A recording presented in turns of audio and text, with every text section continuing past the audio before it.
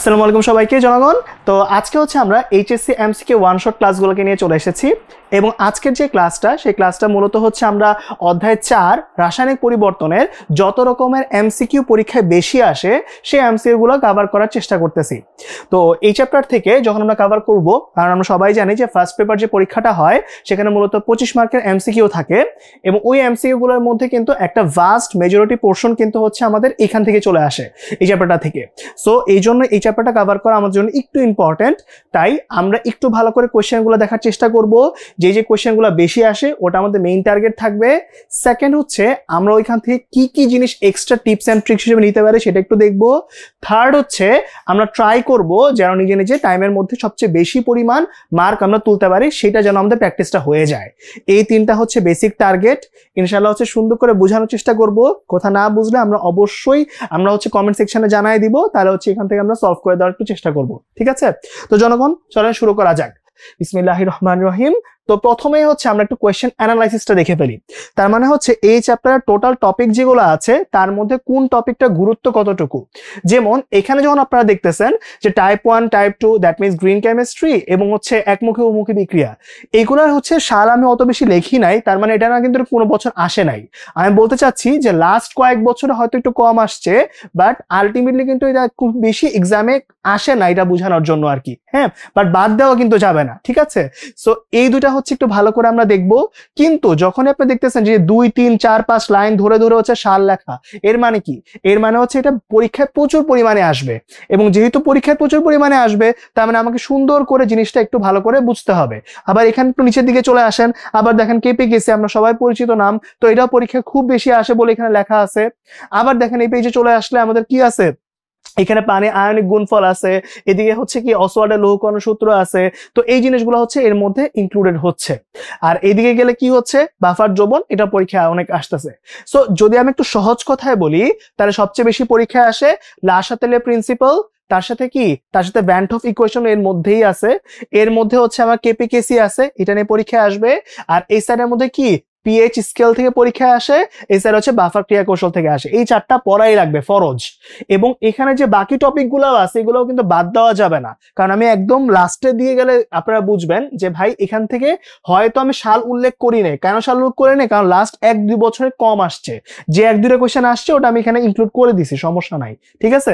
But ব্যাপারটা হচ্ছে এইগুলা হচ্ছে অনেকগুলা আসছে, দেখা যাবে কি আমি অনেক বছরের 1-2টা আপনাকে করে দিছি বা দেখাই দিছি, আপনার কিন্তু বাইগুলো একটু প্র্যাকটিস করতে হবে বাসায়। হ্যাঁ, ওকে চলেন। তো আমরা হচ্ছে এবার সুন্দর করে শুরু করে দেই। তো প্রথমেই হচ্ছে আমরা যেটা বলবো সেটা হচ্ছে গ্রিন কেমিস্ট্রি। আমরা সবাই জানি যে গ্রিন কেমিস্ট্রি একদম বেসিকটা কি। গ্রিন কেমিস্ট্রি বেসিকটা হচ্ছে যে অবশ্যই কি হইতে হবে, অবশ্যই হচ্ছে আমার যে কাঙ্ক্ষিত যে উৎপাদটা আছে, কাঙ্ক্ষিত উৎপাদ, সে কাঙ্ক্ষিত উৎপাদের পরিমাণটা হবে বেশি, কাঙ্ক্ষিত উৎপাদের পরিমাণটা হবে বেশি এবং যে বর্জ্যটা আছে সে বর্জ্যর পরিমাণটা হচ্ছে হবে কম। যত তুমি হচ্ছে কাঙ্ক্ষিত উৎপাদ বাড়াইতে পারবা আর বর্জ্য কমাইতে পারবা তত কি হবে, ওইটা আমাদের জন্য অধিক গ্রিনার একটা পদ্ধতি হবে। ওকে? এবং এই গ্রিন কেমিস্ট্রি যেটা আছে সেটা সবসময় মনে রাখবেন যে এইটার মৌলিক নীতি মানে মূল নীতি যেটা, সেটা আছে হচ্ছে 12টা। কয়টা আছে? 12টা। এবং 12টা অপশনে কোথায় আছে দেখেন, বি নাম্বার। সো বি নাম্বারটা আমার অ্যান্সার হয়ে যাবে এখানে। ওকে, এটা একটু মনে রাখবো আমরা। ওকে, আচ্ছা। তো এখন দেখেন গ্রিন কেমিস্ট্রি থেকে 2টা টপিকই পরীক্ষায় আসে। একটা হচ্ছে এখানে মূলনীতি, পরের পেজে আমরা একটা ম্যাথ করব, ওই ম্যাথটা। ঠিক আছে? তো দেখেন পরের পেজে ম্যাথটা কিরকম হচ্ছে। এখন এই ম্যাথটার মধ্যে একটা ওয়ার্ড ইউজ করছে অ্যাটম ইকোনমি। হ্যাঁ, তো এখানে মেইন বেসিক যেটা গ্রিন কেমিস্ট্রিতে আগের পেজে আমরা ডেফিনেশনটা পড়ছি যে কাঙ্ক্ষিত উৎপাদের পরিমাণ বেশি হওয়া লাগবে, বর্জ্যের পরিমাণ কম হওয়া লাগবে। এটা স্যাটিসফাই করার জন্য একটা ম্যাথমেটিক্যাল ইকুয়েশন হচ্ছে ইউজ করা হয়। ওই ম্যাথমেটিক্যাল ইকুয়েশনটা নিয়ে হচ্ছে আমরা একটু জনগণ কাজ করতে চাই। সো ওই ম্যাথমেটিক্যাল যে ইকুয়েশনটা ওটাকে আমরা সহজ ভাষায় প্রকাশ করি হচ্ছে অ্যাটম ইকোনমি দিয়ে। এবার খেয়াল করো, এই যে অ্যাটম ইকোনমি আছে এইটার সূত্রটা হচ্ছে এরকম, এইটা হচ্ছে অ্যাটম ইকোনমি। অ্যাটম ইকোনমির সূত্রটা হচ্ছে উপরে হবে আমাদের যে টার্গেট করা প্রোডাক্টটা আছে, কাঙ্ক্ষিত যে উৎপাদটা আছে সে কাঙ্ক্ষিত উৎপাদের মোল সংখ্যা, কাঙ্ক্ষিত উৎপাদের মোল সংখ্যা, কাঙ্ক্ষিত উৎপাদনের পরিমাণটা আর কি, আর নিচে হচ্ছে মোট উৎপাদ। ঠিক আছে? এখানে হচ্ছে মোট উৎপাদের মোল ইন্টু পরিমাণ, ঠিক আছে, ইন্টু হচ্ছে 100, এরকম করতে হয় আর কি, ঠিক আছে। 100% নিতে হয়, তো আমাকে একটা 100 দিয়ে গুণ দিতে হবে। এখন দেখো এই মোল নাম্বারের সাথে অবশ্যই মনে রাখবো যে তার কি লাগবে, তার আণবিক ভরগুলোও কিন্তু লাগবে। যার যার আণবিক ভর যেটা আছে সে আণবিক ভরগুলোও কিন্তু গুণ দিতে হবে, ঠিক আছে। এখানেও কিন্তু প্রত্যেকটারই আণবিক ভর আসবে, হ্যাঁ, আণবিক ভরগুলোও আসবে, ইন্টু কত, ইন্টু হচ্ছে 100, হ্যাঁ। এখন দেখেন যখন এই কাজটা করতেছি, তো এখানে একটু কোশ্চেনটা ভালো করে পড়েন। কোশ্চেনে কি লেখা আছে, কোশ্চেনে লেখা আছে এই যে যৌগটা আছে এই যৌগের মধ্যে অ্যাস্টার যেটা সেটা অ্যাটম ইকোনমি কত। তার মানে অ্যাস্টার যেটা আছে জনগণ, সেই অ্যাস্টারটা কিন্তু এখানে আমার কাঙ্ক্ষিত উৎপাদ। কোশ্চেনের মধ্যে সবসময় কাঙ্ক্ষিত উৎপাদ দেওয়া থাকবে, সো ওটা নিয়ে টেনশন করার কোনো দরকার নাই। এখন কেউ যদি অ্যাস্টার না চিনি তাহলে মনে রাখতে হবে যে অ্যাস্টার কাকে বলে। জৈব যৌগের মধ্যে যারা এখনো পড়ি নেই ওরা খালি এতটুকু মনে রাখো যে অ্যাস্টার মানে কি, অ্যাস্টার মানে হচ্ছে RCOOR। যারা আর বুঝি না, আর বলতে অ্যালকাইল মূলক বোঝায়। কি বোঝায়, অ্যালকাইল মূলক। ওকে, তাহলে দেখো তুমি এখানে যখন কাজ করতেছো, এটা দেখো লাস্টে একটা OH আসছে, তাই এটা হচ্ছে একটা অ্যালকোহল, হ্যাঁ, এটা একটা অ্যালকোহল। এখানে কি COOH আসছে, তাই এটা হচ্ছে একটা অ্যাসিড। ওকে, আর এখানটার মধ্যে খেয়াল করো এখানে হচ্ছে কি CH3, তার মানে একটা মিথাইল মূলক। মিথাইল মূলকে তুমি একটা আর হিসেবে ধরতে পারো, ঠিক আছে। এটা কি COO, লিখলাম COO। এখানে দেখো দুইটা কি ইথাইল মূলক আছে, সো এটা হচ্ছে R প্রাইম। সো দেখো তো এইটাই কি আলটিমেটলি অ্যাস্টারের সাধারণ যে নীতিটা সেটা ফলো করতেছে না। সো এই জন্য এটাকে কিন্তু আমরা কি বলবো, অ্যাস্টার হিসেবে বিবেচনা করব, ঠিক আছে। এটা কিন্তু আমার অ্যাস্টারটা, এটা কিন্তু আমার অ্যাস্টারটা, এবং এই অ্যাস্টারটা নিয়ে কিন্তু আমাকে কাজ করতে হবে জনগণ, ঠিক আছে।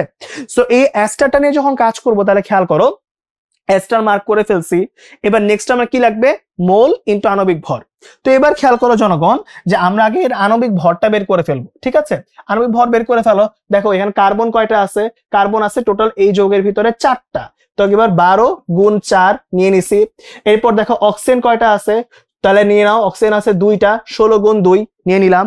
এরপরে কি হয়েছে, এরপর এই সাইডের মধ্যে হাইড্রোজেন কয়টা আছে, 3 আর 2 5, 3 8, তাহলে এখানে 8টা নিয়ে নাও, ঠিক আছে। তাহলে দেখো তো কত হয়, 4 12 48 আর 6 2 মানে 16 2 32, 48 আর 32 যোগ করলে কত হয়, 48 আর 32 যোগ করলে হয়ে যায় 80, 80 আর যোগ করলে 88, এইটা হচ্ছে 88, ঠিক আছে। তো এবার বসায় দাও ভ্যালুগুলা। তাহলে দেখো এখানে যখন কাজটা করতেছো, এবার কাঙ্ক্ষিত উৎপাদ যেটা মানে অ্যাস্টারটা, তার আণবিক ভর বসাইলাম আর তার সহগ কত 1, তাহলে তার মোল বসবে 1টা, ঠিক আছে। নিচে বসাও এবার, আবার কি আছে, এবার হচ্ছে উপরে কাঙ্ক্ষিত উৎপাদের কাজটা কিন্তু শেষ, ঠিক আছে। এবার উৎপাদ নিচে কি মোট পরিমাণ নিতে হবে। মোট কে কে আছে, অ্যাস্টার তো আছেই, অ্যাস্টার তো নিবাই। প্রত্যেকটা ক্ষেত্রে মনে রাখবো আণবিক ভর ইন্টু মোল। এরপর আবার কি, এরপর আবার পানিকে নিয়ে কাজ করতেছি, ওর আণবিক ভর কত 18, তাই না, এটা তো আমরা সবাই জানি, তাই না। 2 যোগ 16 মানে হচ্ছে 18 আসবে। তো এবার কি 18 লিখলাম। এবার ওর কয় মোল আছে একটু দেখেন, ওর হচ্ছে 1 মোল আছে, তাহলে বসাও 1 মোল ইন্টু হচ্ছে 100। সুন্দর করে ক্যালকুলেটরে বসাই দেন, ক্যালকুলেটরে বসাই দিলে এখান থেকে অ্যান্সার চলে আসবে, ঠিক আছে। 88 আর নিচে হচ্ছে 88 প্লাস 18, তাহলে অ্যান্সার আসবে হচ্ছে 88 প্লাস 18 করলে আসবে হচ্ছে আমার 83, ঠিক আছে। সো এখানে 83% হচ্ছে আমাদের চলে আসছে। ওকে, তো এই 83%টা হচ্ছে আমাদের অ্যান্সার, হ্যাঁ, এই 83%টা হচ্ছে আমাদের অ্যান্সার। ওকে ওকে, তাহলে আমরা কাজটা করে ফেলছি। তারপরটার মধ্যে একটু খেয়াল করেন যে এবার হচ্ছে আমরা গ্রিন কেমিস্ট্রি থেকে এই দুটো কোশ্চেনে বেশি আসে, বিক্রিয়া চেঞ্জ হইতে পারে, বাট মূলত এই টপিকটা এরকম ভাবেই যাবে আসলে। Okay nice. তাহলে এবার পরেরটা যদি একটু যাই, তাহলে এবার কি আছে দেখো, আমরা এবার সাম্যাবস্থার দিকে ব্যাক করতেছি, ঠিক আছে। আমরা 19 এর সাম্যাবস্থা অনেকেই পড়েছি, বাট সাম্যাবস্থার বেসিকটা একটু মনে করাই দিই আগে। সেটা হচ্ছে ভাই, সাম্যাবস্থা কাকে বলবো আমরা, সাম্যাবস্থা বলবো যে কোনো একটা বিক্রিয়াতে যখন সম্মুখমুখী বিক্রিয়ার যে হার, কোন একটা বিক্রিয়াতে সম্মুখ বিক্রিয়ার যে হারটা আছে ওই হারটা আর আমার যে পশ্চাৎমুখী বিক্রিয়ার যে হারটা আছে ওই হারটা, এরা যখন পরস্পর সমান হয়ে যাবে তাকে আমরা কি বলবো, তাকে আমরা বলবো হচ্ছে আমাদের একটা সাম্যাবস্থা, তাই না। কি বলবো তাকে আমরা, তাকে আমরা বলবো হচ্ছে ওই বিক্রিয়ার সাম্যাবস্থা। ওকে, সাম্যাবস্থা বলবো। এখন যেটা মাথায় রাখতে হবে যে যখন একটা বিক্রিয়ার সাম্যাবস্থাকে নিয়ে আপনি কাজ করতেছেন তখন খুবই ইম্পর্টেন্ট এটা বোঝা যে ভাই একমুখী বিক্রিয়া থেকে আসলে সাম্যাবস্থা আসা পসিবল। নর্মাল চিন্তা করে দেখেন যে একটা একমুখী বিক্রিয়ার কি দুইটা সাইড আসলে আসবে, আসবে না কিন্তু। সো অ্যাকচুয়ালি সাম্যাবস্থা শুধু কার জন্য আসতেছে, উভমুখী বিক্রিয়ার জন্য আসতেছে। এটা হচ্ছে প্রথম কথা।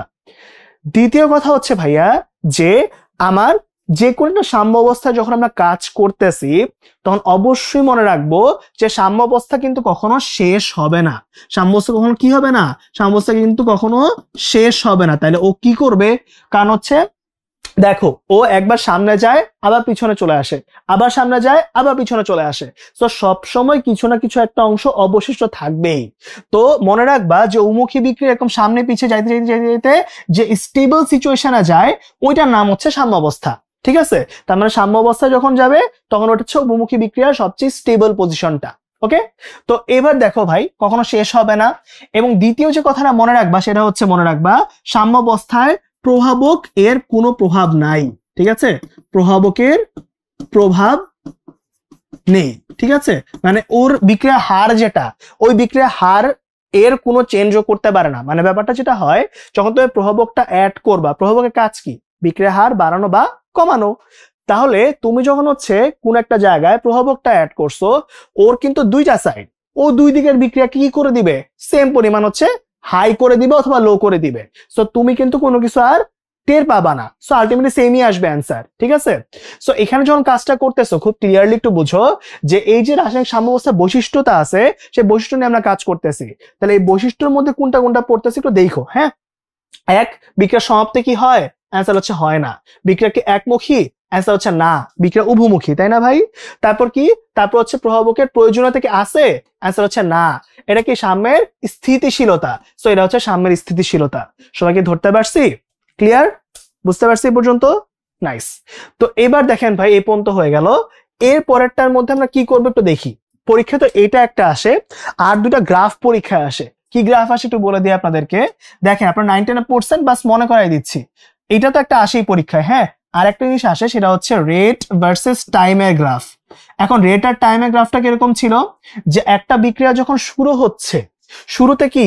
শুরুতে হচ্ছে সম্মুখমুখী বিক্রিয়ার হারটা কিন্তু কি সর্বোচ্চ, আর পশ্চাৎমুখী বিক্রিয়ার হারটা কিন্তু সর্বনিম্ন। তাহলে এবার সম্মুখমুখী বিক্রিয়ার হার কমবে, পশ্চাৎমুখী বিক্রিয়ার হার বাড়বে, এবং যখন এরা পরস্পর মিলিত হয়ে যাবে এটাকে আমরা সাম্য অবস্থা বলি। ঠিক আছে? তাহলে যখন কোয়েশ্চেন দেখবা যে রেট ভার্সেস টাইমের কার্ভটা দেওয়া আছে, তখন মাথায় রাখবা যে এরা কিন্তু পরস্পর মিলিত হয়ে একটা লাইন ক্রিয়েট করে ফেলবে। ঠিক আছে? এবার সেকেন্ড একটা গ্রাফ আছে, সেই গ্রাফটা হচ্ছে ঘনমাত্রা আর টাইমের। ঠিক আছে? এখানে হচ্ছে ঘনমাত্রা আর টাইমের কার্ভ। ঠিক আছে? তাহলে ঘনমাত্রা টাইমের কার্ভটা কিরকম? ফার্স্ট অফ অল, বিক্রিয়ার শুরুতে বিক্রিয়ক থাকে সর্বোচ্চ, উৎপাদ থাকে সর্বনিম্ন। এটা হচ্ছে কি? বিক্রিয়ক সর্বোচ্চ এবং উৎপাদ হচ্ছে সর্বনিম্ন। সময়ের সাথে বিক্রিয়ক কমবে, সময়ের সাথে উৎপাদ বাড়বে। যেই পজিশন থেকে এরা প্যারালাল পজিশন চলে যাবে, দ্যাট মিনস যখন থেকে এরা হচ্ছে সমান্তরাল, সমান্তরাল, তখন থেকে আমরা কি অবস্থা পাবো? তখন থেকে আমরা জনগণ সাম্য অবস্থাটা পেয়ে যাব। ঠিক আছে? সো এখন যখন কাজটা করতেছি খুব ক্লিয়ারলি মাথায় রেখেন, এই পেজের সলিউশন কিন্তু এইটাই। হ্যাঁ, যে সাম্য অবস্থায় স্থিতিশীল হবে। ঠিক আছে? কিন্তু আমি দুইটা গ্রাফ কেন বলছি? কারণ এই দুইটা গ্রাফ কোয়েশ্চেন থেকেও সেম পরিমাণ কোয়েশ্চেন কিন্তু পরীক্ষায় চলে আসে। সো এই জন্য আমাদের যেটা করতে হবে, পরের পেজে আমরা একটা কোয়েশ্চেন হয়তো দেখবো, ওই কোয়েশ্চেনটাতে দেখবেন যে সিমিলার ওয়েতে এরকম গ্রাফ রিলেটেড একটা কোয়েশ্চেন আছে। তো কেমনে আসছে একটু দেখে ফেলি। তো এখন যেমন ক্লিয়ারলি একদম সাম্য অবস্থা বলে দিছে, পরেরটার মধ্যে এরকম গ্রাফ দিয়ে কোয়েশ্চেনটা করে যে ভাই এই যে গ্রাফটা আছে, এই গ্রাফের মধ্যে সাম্য অবস্থা নিয়ে কোনটা সঠিক। ঠিক আছে? ভয় পাওয়ার কিন্তু কোনো রিজন নাই। যে এখানে মূলত আপনার যেটা জানতে হবে যে প্রভাবকের প্রভাব কিন্তু এখানে নাই, সো বাদ। পশ্চাৎমুখী বিক্রিয়া হার বেশি, এটাও বাদ। সম্মুখী বিক্রিয়া হার বেশি, এটাও বাদ। তাহলে এখানে একমাত্র অ্যান্সার কোনটা? এই যে এইটা। কখনো বিক্রিয়া কিন্তু কি হয় না? সম্পূর্ণ হয় না। সো এটা একটু ভালো করে পড়লেই কিন্তু চলবে। জনগণ খুব ভালো করে যেটা মাথায় রাখবেন সেটা হচ্ছে অবশ্যই এখান থেকে কিন্তু এই পয়েন্টগুলো মাথায় রাখেন। ঠিক আছে? যে এটা কখনো শেষ হবে না, প্রভাবকের উপর ভূমিকা নাই, এটা উভমুখী বিক্রিয়ার জন্য হয়। এই কয়টা কথা মনে না রাখলে কিন্তু এই এমসিকিউ পারাটা একটু টাফ হয়ে যাবে। ঠিক আছে? ওকে, সো আমরা মোটামুটি আমাদের আরেকটা টপিক শেষ করে ফেলছি। এবার নেক্সট টপিকের কোশ্চেনটা একটু দেখায় নিব, তারপর আমরা আলোচনা করব। ঠিক আছে? তো টপিকের কোশ্চেনটা হচ্ছে এরকম যে যখনই তুমি সাম্য অবস্থা নিয়ে কাজ করতেছো, যেহেতু এরা একই কোয়েশ্চেন, পরপর দুই বোর্ডে একই কোয়েশ্চেন আসছে, সো এই জন্য একসাথে রাখছি যে সাম্য অবস্থায় বিক্রিয়কের ঘনমাত্রা বৃদ্ধি করলে কোনটা হবে। এখন এই কোয়েশ্চেনটা সলভ করতে দেখো, সাম্য অবস্থার পরিবর্তন হয়েছে, সাম্য ধ্রুবক পরিবর্তন হয়েছে, সাম্য অবস্থার ডান দিকে চলে গেছে, অনেক কিছু আছে। কিন্তু যখনই সাম্য অবস্থার উপর প্রভাব আলোচনা করতেছি, এই প্রভাবটা আলোচনা করতে হয় কাকে দিয়ে? করতে হয় লা শাতেলে প্রিন্সিপালকে দিয়ে। সো এই কোয়েশ্চেনটা সলভ করতে আমার একটা প্রিন্সিপাল লাগবে, সেটা হচ্ছে লা শাতেলে প্রিন্সিপাল। আর সেকেন্ড যে পয়েন্টটা আছে সাম্য ধ্রুবকের উপর প্রভাব, এটার জন্য আমার আরেকটা ইকুয়েশন লাগবে, সেটা হচ্ছে ভ্যান হফ প্রভাব। সো এটা আমরা এখন একটু সলভ করব না, আগে ওই দুইটা একটু আলোচনা করে আসি, পরে আমরা এই কোয়েশ্চেনটা আবার সলভ করব, ঠিক আছে? চলেন আগে একটু বেসিকটা পড়ে আসি। তো যেটা লাগবে এখন জনগণ দেখেন, আমার লা শাতেলে প্রিন্সিপাল কি? লা শাতেলে প্রিন্সিপাল হচ্ছে ও একটা বিক্রিয়া যখন সাম্য অবস্থায় গেছে তার উপর তাপমাত্রা, চাপ, ঘনমাত্রা এই তিনটা প্রভাব আলোচনা করে, ঠিক আছে? এখন আমরা শর্টকাট একটু মনে রাখার চেষ্টা করবো আর কি। ওকে, তো এবার একটু দেখেন লা শাতেলের নীতিতে ফার্স্ট অফ অল যখন তুমি তাপমাত্রার প্রভাব নিয়ে আলোচনা করতেছো, তাপমাত্রার প্রভাব, ঠিক আছে, তাপমাত্রার প্রভাব নিয়ে আলোচনা করতেছো, তখন সিস্টেমটা হচ্ছে এরকম যে খুব ক্লিয়ারলি, মানে আমি এত পেঁচাবো না, জাস্ট সহজ কথা যেটা মনে রাখবা, এবং সহজ কথা যেটাকে মনে রাখতে বলবো, এটা কোনো রুল না, বাট এমসিকিউর জন্য শর্টকাটে মনে রাখার সিস্টেম। সেটা হচ্ছে ভাই ফার্স্ট অফ অল যদি ডেল এইচ এর ভ্যালু যদি নেগেটিভ হয় তাহলে ওটা তো আমরা জানি যে একটা তাপ উৎপাদী বিক্রিয়া, তাই না? ওটা মানে কি? ওটা হচ্ছে একটা তাপ উৎপাদী বিক্রিয়া।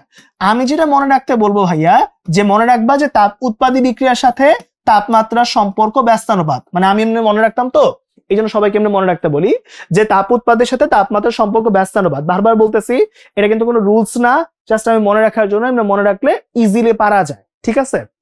এখন দেখো যেটা আমি বলবো সেটা হচ্ছে যখন তুমি তাপমাত্রাকে বৃদ্ধি করবা, তাহলে কি আমি কি বলছি, তাপমাত্রার সাথে তাপ উৎপাদের দিকের সম্পর্ক হচ্ছে ব্যস্তানুপাত। তাহলে তাপমাত্রা যদি বাড়াও তাহলে তাপ উৎপাদী বিক্রিয়া হলে বিক্রিয়ার দিক কোন দিকে যাবে? বিক্রিয়া হচ্ছে পশ্চাৎ দিকে যাবে, উল্টা দিকে, ঠিক আছে? আর কি তাপমাত্রা যদি কমাও তাহলে কি হবে? বিক্রিয়া যাবে হচ্ছে সম্মুখ দিকে, মানে তুমি যা করতেছো বিক্রিয়া তার উল্টা হইতেছে, এইটা আর কি। হ্যাঁ, ওকে, তারপরটা খেয়াল করো জনগণ। এবার যদি তাহলে ডেল এইচ এর ভ্যালুটা যদি পজিটিভ হয়ে যায় তার মানে কি? সে একটা তাপহারী বিক্রিয়া। আর আমি যেটা মনে রাখতাম যে তাপহারী বিক্রিয়ার সাথে তাপমাত্রার সম্পর্ক সমানুপাত, দ্যাট মিনস যে তাপমাত্রা যদি বাড়াও তাহলে বিক্রিয়া যাবে সম্মুখ দিকে, আর তাপমাত্রা যদি কমাও তাহলে বিক্রিয়া কোন দিকে যাবে? বিক্রিয়া যাবে হচ্ছে পশ্চাৎ দিকে। এই হচ্ছে কেস, তাপমাত্রা বাড়লে বিক্রিয়া সম্মুখ দিকে, তাপমাত্রা কমালে বিক্রিয়া পশ্চাৎ দিকে, ঠিক আছে? সো এখন এই দুটা সিনারিও যখন আমি পড়তেছি তখন খুব ভালো করে মাথায় রাখবা যে ভাই সম্মুখ আর পশ্চাতের মধ্যে আমি কিন্তু কাজ যখন করব পরীক্ষায় বেসিক্যালি আসবে তাপমাত্রা বাড়লে কি হয়, তাপমাত্রা কমাইলে কি হয়। আগে যেটা ভালো করে মাথায় রাখা লাগবে ভাই, যে ডেলএইচ ভ্যালু নেগেটিভ হলে তাপ উৎপাদী, পজিটিভ হলে তাপহারী, এগুলো দেখে আগে তোমাকে চিন্তা হবে যে ভাই তাপ উৎপাদী না তাপহারী। তারপরে তুমি কি দেখবা যে ভাই যদি তাপ উৎপাদী হয় তাপমাত্রা বাড়লে সব উল্টা হবে, তাপহারী যদি হয় তাপমাত্রা বাড়লে সেম দিকে যাবে, বাস আর কিছু লাগবে না। ওকে, আচ্ছা, এরপরে কি আছে? এরপরে আছে হচ্ছে ঘনমাত্রা। দেখো এবার যখন তুমি ঘনমাত্রা নিয়ে কাজ করবা জনগণ, ঘনমাত্রা ইস্যুটা কি? ঘনমাত্রা ইস্যুটা হচ্ছে তুমি যদি বিক্রিয়কের ঘনমাত্রা বাড়াও, তুমি যদি বিক্রিয়কের ঘনমাত্রা বৃদ্ধি করো, ঘনমাত্রা বৃদ্ধি করো, তাহলে মনে রাখবা সাম্য অবস্থা আজীবন সামনের দিকে যাবে। সামনের দিকে যাওয়া মানে কি? সে হচ্ছে সর্বদাই সম্মুখ দিকে যাবে, বাস এইটুকু মনে রাখলেই চলবে, ঠিক আছে? বিক্রিয়ক বাড়ালে সম্মুখ আর উৎপাদ বাড়লে পশ্চাৎ, শেষ, ঠিক আছে? বিক্রিয়ক বাড়াইলে বিক্রিয়ার সম্মুখ দিকে যাবে, আর যদি কি হয় উৎপাদের ঘনমাত্রা বাড়াও, উৎপাদের ঘনমাত্রা বাড়াও, তাহলে বিক্রিয়া কোন দিকে যাবে? তাহলে বিক্রিয়া যাবে হচ্ছে পশ্চাৎ দিকে। ওকে, ওকে, ঠিক আছে?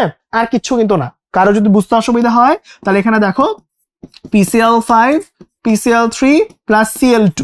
সো যদি হচ্ছে তুমি এই PCl5 এর ঘনমাত্রাটা বাড়ায় দাও তাহলে কি হবে? বিক্রিয়া এই দিক থেকে এই দিকে চলে যাবে, দ্যাট মিনস সম্মুখ দিকে যাচ্ছে। অপর দিকে তুমি যদি কি করো, তুমি যদি এই দুইটার যে কোনো একটা বাড়াও তখন বিক্রিয়া কোন দিকে যাবে? পশ্চাৎ দিকে যাবে, বাস এইটুকু মনে রাখলেই চলবে, ঠিক আছে? ওকে, এই পর্যন্ত হয়ে গেল।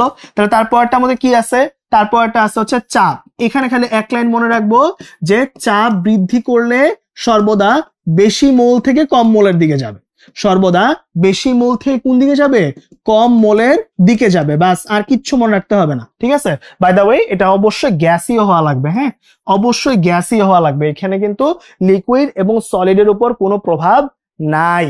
ওকে, তাহলে দেখো এবার এখানটার মধ্যে বেশি মোল থেকে কম মোলে যাওয়া মানে কি বুঝাইছি এটা একটু বুঝায় বলি। ধরো তোমার কাছে PCl5 আছে, এখানে PCl3 প্লাস Cl2 আছে, ঠিক আছে?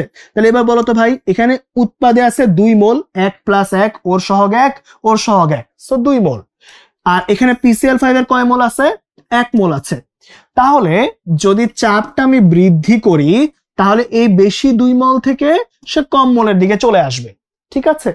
কিন্তু যখন তুমি কাজ করতেছো এরকম ভাবে, ধরো তোমার এই সাইডটার ভিতরে কি আছে, এই সাইডটার ভিতরে ধরো তোমার কাছে হচ্ছে আছে হচ্ছে n, ধরো তোমার কাছে আছে হচ্ছে N2 প্লাস 3H2 থেকে 2 অ্যামোনিয়া, এরকম কিছু একটা আছে, ঠিক আছে, এরকম কিছু একটা আছে, ওকে, এরকম কিছু একটা আছে। তাহলে দেখো এবার কিন্তু বিক্রিয়কে আছে হচ্ছে 4 মোল আর উৎপাদে আছে হচ্ছে 2 মোল। তাহলে কি হবে, চাপ বাড়াইলে সর্বদাই 4 থেকে 2 এর দিকে যাবে, ঠিক আছে। 4 থেকে 2 এর দিকে যাওয়া মানে কি, বিক্রিয়া এবার সম্মুখ দিকে যাচ্ছে, ঠিক আছে। সবসময় বেশি মোল দেখবো, বেশি মোল দিকে কম মোলের দিকে যাবে, ঠিক আছে ভাই। ওকে, চলো এটা একটা গেল, এটা হচ্ছে আমার লাসা তেলের নীতি আর কি, তাপমাত্রা, চাপ, ঘনমাত্রা এগুলোর প্রভাব। ওকে, এবার যেটা লাগবে সেটা হচ্ছে এই সাইডটা Van't Hoff equation. Van't Hoff ইকুয়েশনটার জন্য আগে একটু জিনিস আগে জানতে হবে।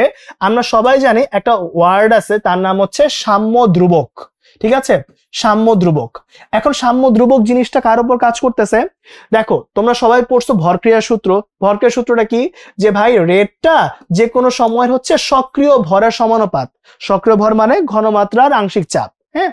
সো এখান থেকে আমরা আনছিলাম রেট ইজ ইকুয়ালস টু হচ্ছে কে ইন্টু সি।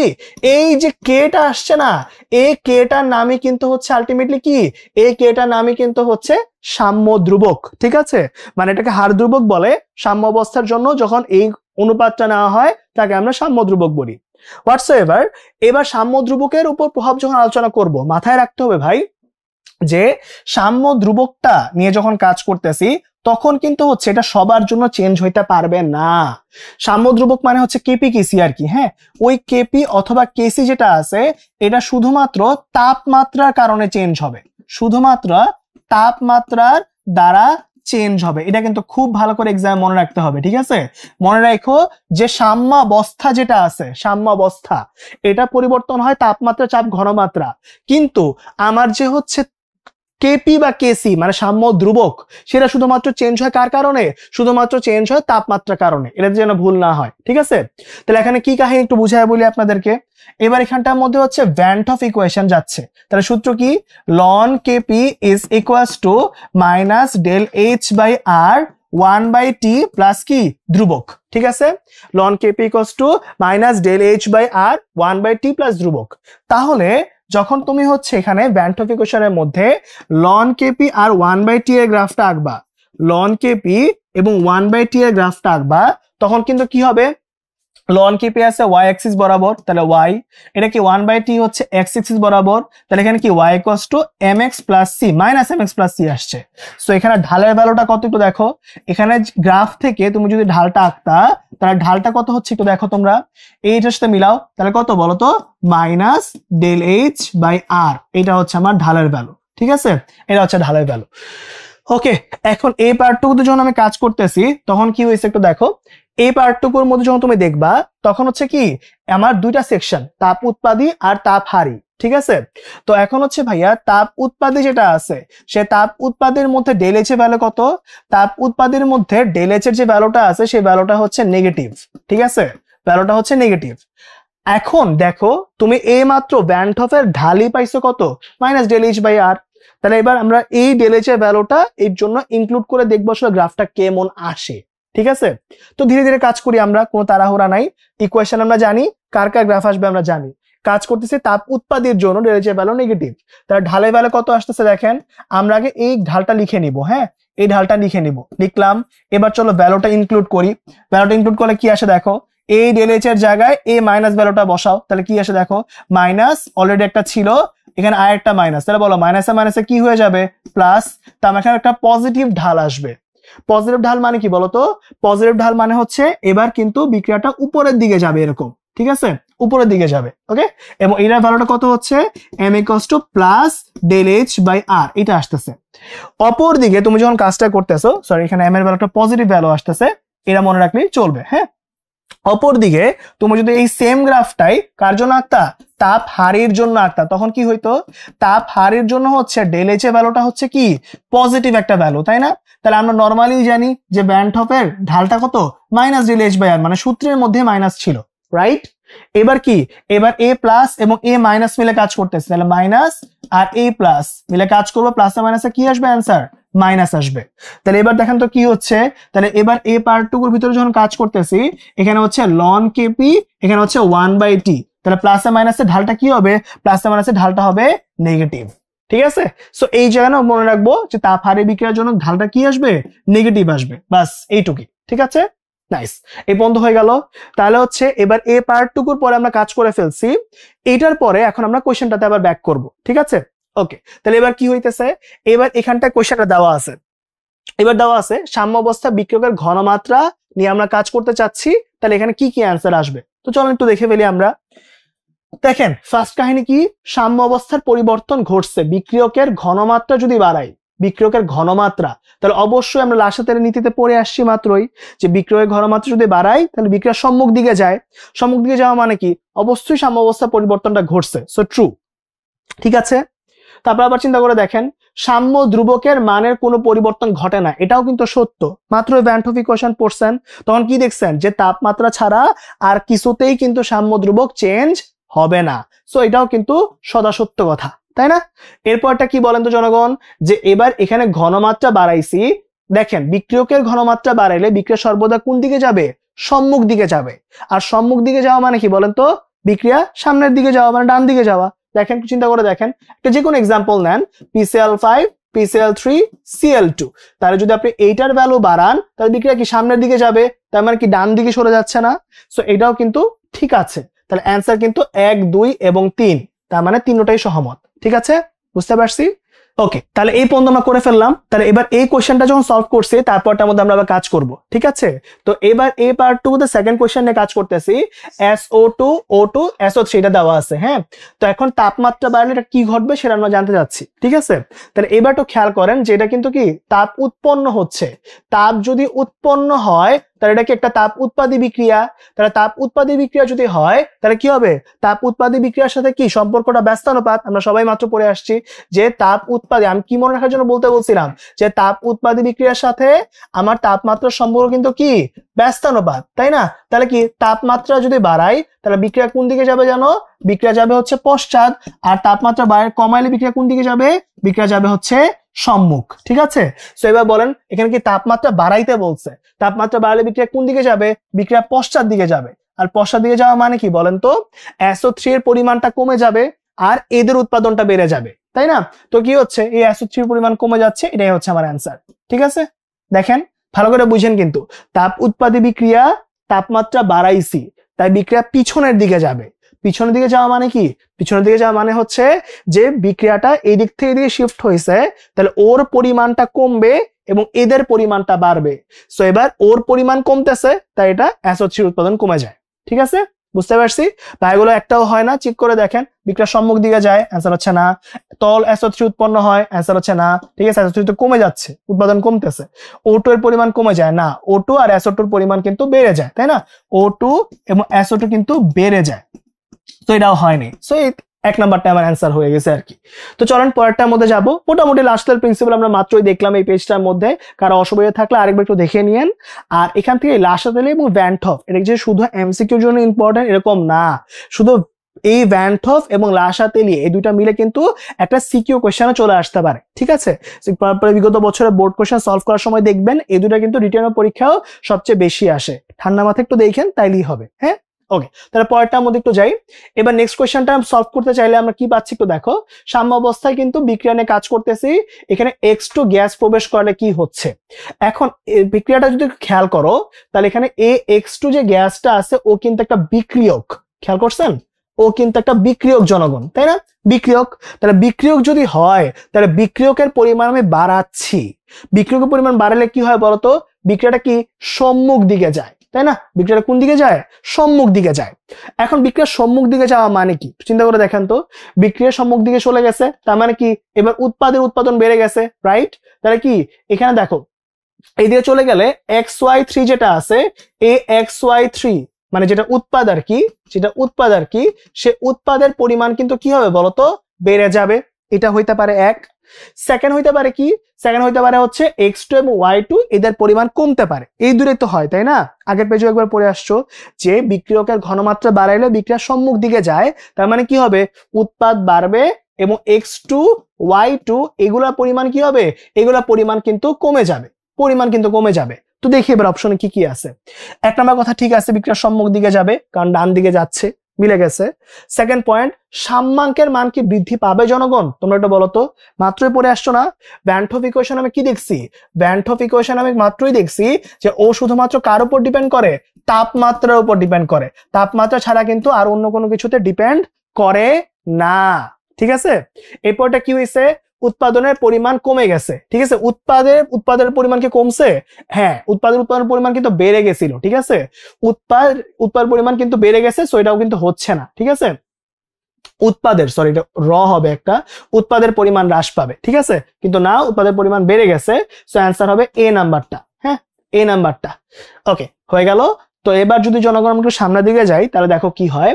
তাহলে এই পার্টটুকুর পরে নেক্সট কোয়েশ্চেনটা এরকম দেওয়া আছে। তাহলে কোয়েশ্চেন হচ্ছে সাম্য অবস্থা N2 উপর থেকে NO2 একটা ভ্যালুটারও দেওয়া আছে, বলছে সাম্য অবস্থার পরিবর্তনের নিয়ামক কোনটা কোনটা। তাহলে এটা দেখো কি আসছে, তাপমাত্রা, চাপ, ঘনমাত্রা। সো অ্যান্সার হচ্ছে তিনটাই। ঠিক আছে, খুবই সহজ একটা কোয়েশ্চেন, ঠান্ডা মাথায় একটু কইরো, অত কঠিন কিছু না, বাট এটা দেখায় রাখা এই কারণে কারণ আপনাদের অনেকেরই হচ্ছে দেখা যাবে মানে যখন আপনারা পরীক্ষাগুলো অ্যাটেন্ড করেন তখন অনেক সময় অনেক কিছু নিয়ে প্যাচ লাগা যায়। সো এরকম টাইপের ছোট ছোট যে জিনিসগুলো আসে এগুলো কিন্তু আবার 1 মার্কের কোশ্চেন হিসেবে চলে আসে। সো একটু ভালো করে দেখবেন যেন এগুলো পারা যায়। হ্যাঁ, আচ্ছা, যাক গে পরেরটার মধ্যে চলে যাই। এবার এখানে বলছে হেবার-বস পদ্ধতিতে কোনটা প্রভাবক সহায়ক হিসেবে কাজ করে। এখন আমি বলি নরমালি কিন্তু হচ্ছে প্রভাবকটুকু শর্ট সিলেবাসের মধ্যে নাই, কিন্তু জনগণ যেটা মাথায় রাখতে হবে যে আমরা শুধু এই যে বিক্রিয়াটা, এই যে N2H2 অ্যামোনিয়া, এই যে বিক্রিয়াটা আছে না, এই বিক্রিয়াটার প্রভাবকটা আর ইয়াটা কিন্তু আমাদের একটু ডিটেলসে পড়তে হবে। ঠিক আছে, দেখো N2H2 অ্যামোনিয়া এটাকে বলা হয় হেবার-বস পদ্ধতি। ঠিক আছে, এটা হচ্ছে আমার হেবার-বস পদ্ধতি। হ্যাঁ, ওকে, এবার এই যে পদ্ধতিতে আছে মনে রাখবা এই বিক্রিয়াটার জন্য কিন্তু প্রভাবক ইউজ করা হয় এবং প্রভাবকটা হচ্ছে ফেরাম। ঠিক আছে, এখন প্রভাবক সহায়কটা কি?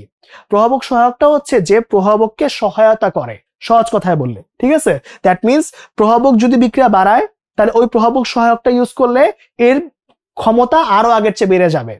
ঠিক আছে, মানে প্রভাবক যে কাজটা করতেছে ওই কাজটাকে আরো বেশি ক্ষমতাশীল করাতে যেটা ইউজ করছি আমরা, ওটার নাম কি? প্রভাবক সহায়ক। ঠিক আছে, যেমন এই বিক্রিয়াতে ও হচ্ছে প্রভাবক, আর এই বিক্রিয়াতে প্রভাবক সহায়ক কোনটা? এই বিক্রিয়াতে প্রভাবক সহায়ক যেটা আছে সেটা হচ্ছে মলিবডেনাম। ঠিক আছে, MO কে আমরা কি বলি? মলিবডেনাম। ঠিক আছে, তো এখানে বলেন তো জনগণ কোনটা চাইছে পরীক্ষায়? পরীক্ষায় কিন্তু দুইটাই চায়। এখন প্রশ্ন ভালো করে পড়বো শুধু চাইছে কোনটা। এখানে কি প্রভাবক সহায়ক চাইছে না প্রভাবক চাইছে? প্রভাবক চাইলে অ্যান্সার হচ্ছে ফেরাম, আর যদি প্রভাবক সহায়ক চায় তাহলে অ্যান্সার কিন্তু মলিবডেনাম। ঠিক আছে, সো এইগুলো যেন পরীক্ষায় ভুল না যায় ভাইয়া। ঠিক আছে, MO মলিবডেনাম। ওকে, শুধু এই বিক্রিয়াটার জন্য দুটা পড়তে হবে, অন্য কোনো বিক্রিয়ার জন্য পড়া দরকার নাই, কারণ বিগত 3-4 বছরে অন্যগুলা আসে নাই, শুধু শর্ট সিলেবাসের জন্য এই একটা পড়লেই এনাফ। ঠিক আছে, চলেন তাহলে পরেরটার মধ্যে চলে যাই। তাহলে পরেরটার মধ্যে কি আছে? পরেরটার মধ্যে আছে উদ্দীপকের বিক্রিয়ার মধ্যে কাজ করতে বলছে।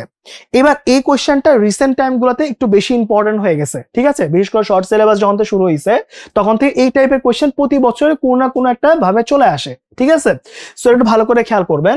প্রথম কথা হচ্ছে গ্রাফটাকে একটু আমরা বুঝি, তারপর আমরা সামনে আগাচ্ছি।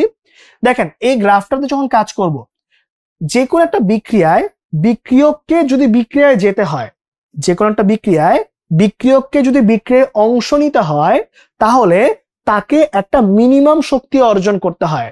তাহলে যে মিনিমাম শক্তিটা অর্জন করতে হয় ওটার নাম কি? ওটার নামই হচ্ছে আমাদের সক্রিয়ণ শক্তি। ঠিক আছে, চিন্তা করে দেখেন যে বাতাসে প্রচুর পরিমাণ N2 আর O2 আছে, কিন্তু ওরা কি নরমালি বিক্রিয়া করে না, কিন্তু যখন আবার বজ্রপাত হয় তখন আবার বিক্রিয়া করে ফেলে। কেন বিক্রিয়া করতে পারে? কারণ হচ্ছে তখন বজ্রপাতের কারণে যে হিটটা সে পায় ওই হিটটা দিয়ে সে সক্রিয় শক্তি গেইন করে ফেলে। তার মানে বিক্রিয়া করার একদম নিম্নতম ক্রাইটেরিয়া হচ্ছে তাকে সক্রিয় শক্তি অর্জন করতে হবে। সো আমি আরেকবার ডেফিনেশনটা বলি, যে কোন একটা বিক্রিয়ক বিক্রিয়ায় যেতে হলে তাকে মিনিমাম যে শক্তিটা অর্জন করতে হয় তার নামই কি? তার নামই হচ্ছে সক্রিয় শক্তি। ঠিক আছে, তো এবার খেয়াল করো এখানে হচ্ছে আর আছে, এই আরটা E1 এনার্জি নিয়ে অলরেডি নেচারে এক্সিস্ট করে, কিন্তু সে কি বিক্রিয়ায় গেছে? অ্যান্সার হচ্ছে না। তাহলে এবার বলো বিক্রিয়া যেতে হলে তার কোডটুকু অ্যাচিভ করতে হবে E2। তাহলে এই যে এতটুকু যে শক্তি, তাহলে আমাকে বলেন তো ভাইয়া, এখন এখান থেকে যে এই পর্যন্ত আসতে তার যে শক্তিটা লাগছে, এই শক্তির নামই কিন্তু হচ্ছে সক্রিয়ণ শক্তি। কি শক্তি বলেন তো? সক্রিয়ণ শক্তি। ঠিক আছে, তাহলে এবার জনগণ একটু ঠান্ডা মাথায় চিন্তা করে দেখেন তো, যখন আমরা কাজটা করতেছি তাহলে চিন্তা করে দেখেন, এই E1 আর E2 আছে, তাহলে এখান থেকে এইটুক সক্রিয় শক্তি আমরা মার্ক করে ফেলছি। ঠিক আছে, এবার তাহলে সক্রিয় শক্তি একটা ভ্যালু হয়ে গেল। বলেন তো E1 থেকে E2, তাহলে এখানে মোটটুক এনার্জি লাগলো কতটুকু বলেন তো? এখানে কি E2 হচ্ছে মাইনাস E1 হচ্ছে, এই দুটো বিয়োগ করলে কি আমরা সক্রিয় এনার্জি ভ্যালুটা পাই যাব না? কথা বুঝছি কিনা? এখানে অলরেডি আমার এখান থেকে এই পর্যন্ত ডিসটেন্সটা E2, এখান থেকে একটু বাদ যাবে, সো E1। ঠিক আছে, এত কিছু বোঝা লাগবে না। শুরুর ভ্যালু থেকে ফাইনাল মাইনাস ইনিশিয়াল করলে কি পাওয়া যাবে? সক্রিয় শক্তি পাওয়া যাবে। ঠিক আছে, আচ্ছা এবার বিক্রিয়া করার পর কি সে থামছে? অ্যান্সার হচ্ছে না। বিক্রিয়া করার পর সে আস্তে আস্তে ছেড়ে এরপর সে উৎপাদে পরিণত হয়ে যাবে, প্রোডাক্টে। ঠিক আছে, আবার প্রোডাক্টে যখন কনভার্ট হয়ে গেল তখন খেয়াল করো ভাই, যে এই যে প্রোডাক্টে কনভার্ট হয়ে গেল সে, এখন এই যে ও প্রোডাক্টটা, হ্যাঁ এটা হচ্ছে বিক্রিয়ক, দেখে দিই আমি এটা। ও হচ্ছে বিক্রিয়ক, ও হচ্ছে বিক্রিয়ক, আর ও হচ্ছে কি? ও হচ্ছে আমার উৎপাদ। হ্যাঁ, ও হচ্ছে আমার উৎপাদটা।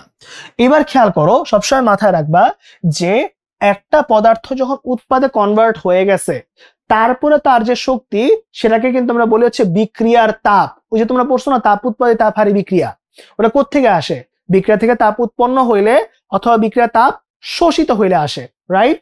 তো এখন খেয়াল রাখবা যে এই যে যখন তুমি হচ্ছে সক্রিয় শক্তি অর্জন করে ফেলছো তখন সে বিক্রিয়ায় গেছে, আর যখন সে উৎপাদে পরিণত হয়ে গেছে তারপরে যে এক্সট্রা হিট সেটা কি? বিক্রিয়া তাপ। ঠিক আছে, সবসময় মনে রাখবো যে বিক্রিয়ার যে ডেল এইচটা আছে এটাকে আমরা বলি বিক্রিয়া তাপ। ঠিক আছে, বিক্রিয়া তাপ বলি। এবং বিক্রিয়া তাপ বা এনথালপি যেটা আছে সেটা সবসময় কি হবে? ফাইনাল মাইনাস ইনিশিয়াল কে নিয়ে কাজ করতে হয়। তাহলে বলো উৎপাদটা তার ফাইনাল আসছে, তাহলে ফাইনাল কত? E3, আর ইনিশিয়াল কত ছিল? E1। খুব সাবধান কিন্তু, হ্যাঁ, যে ডেল এইচ বের করার সময় কিন্তু বিক্রিয়া তাপ মানে হচ্ছে প্রোডাক্ট মাইনাস রিঅ্যাক্ট্যান্ট। ঠিক আছে, মানে হচ্ছে উৎপাদটাই তো ফাইনাল। ঠিক আছে, আর বিক্রিয়কটা ছিল ইনিশিয়াল, অমনে কাজ করছি। আর যখন সক্রিয় শক্তি অর্জন করতেছি তখন কিন্তু বিক্রিয়া এই পর্যন্ত, তাই না? বিক্রিয়া কিন্তু তখন উৎপাদ তৈরি হয় নাই। ঠিক আছে, তখন কিন্তু E2 মাইনাস E1। ওকে, নাইস। চলো তাহলে এবার তোমার কোশ্চেনটা দেখি কি বলছে। তাহলে কোশ্চেন করছে তাপ উৎপাদী নাকি তাপ হারি। তাহলে এবার সবসময় মাথায় রাখবা, এই E1 E2 দিয়ে মনে রাখো, এই E1 আর E3 দিয়ে সবসময় মনে রাখবা, হ্যাঁ, যে যদি হচ্ছে বিক্রিয়ক যে আছে, যদি বিক্রিয়কের শক্তি হয় বেশি, যদি বিক্রিয়কের শক্তি হয় বেশি, আর যদি উৎপাদের শক্তি হয় কম, যদি বিক্রিয়কের শক্তি বেশি এবং উৎপাদের শক্তি কম, এরকম যদি হয় তখন তাকে আমরা কি বলবো? তখন তাকে আমরা বলবো হচ্ছে তাপ উৎপাদী বিক্রিয়া। কেন?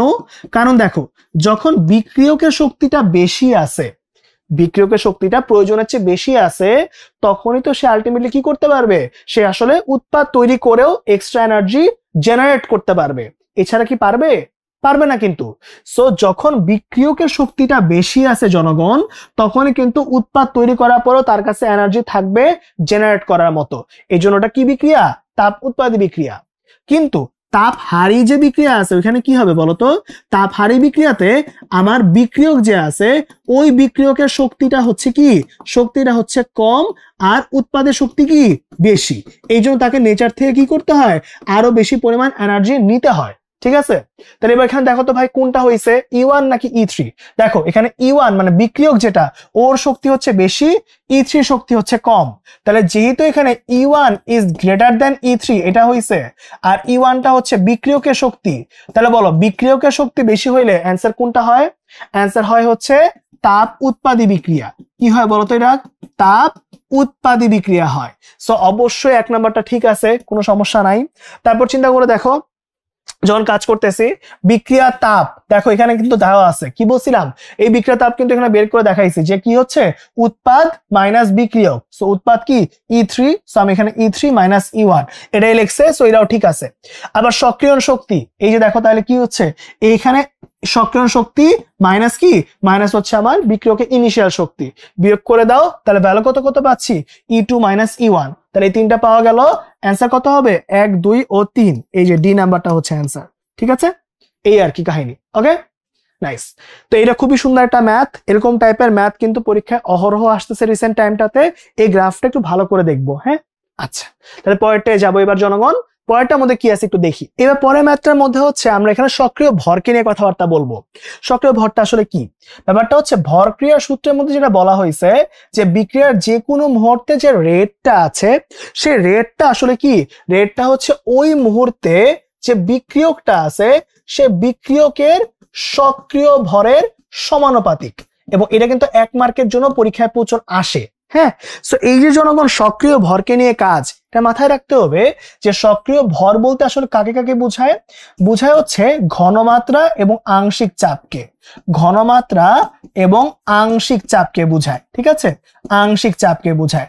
এবং এই ঘনমাত্রা এবং আংশিক চাপ মিলেই কিন্তু আলটিমেটলি কি করতে হয়, আমার এই ভর ক্রিয়ার সূত্রটা নিয়ে কাজ করতে হয়। এবং এটা নিয়ে কিন্তু কেপি কেসি গুলো আমরা বের করি পরবর্তীতে।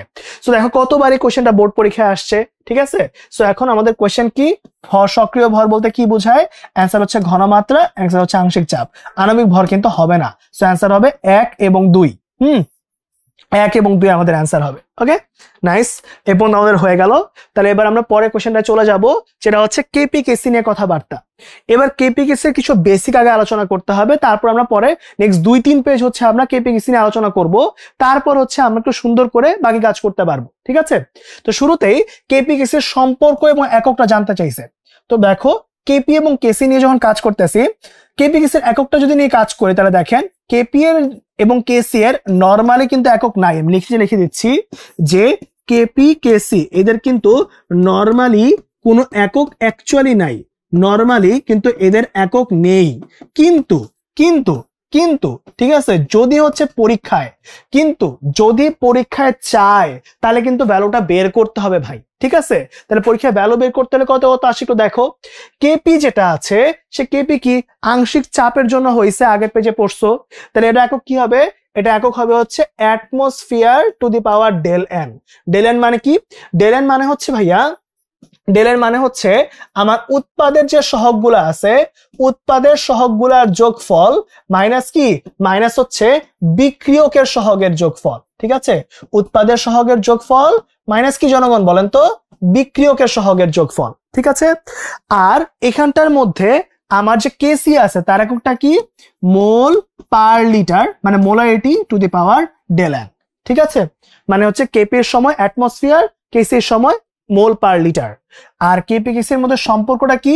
সম্পর্ক হচ্ছে KP is equals to KC R T del N.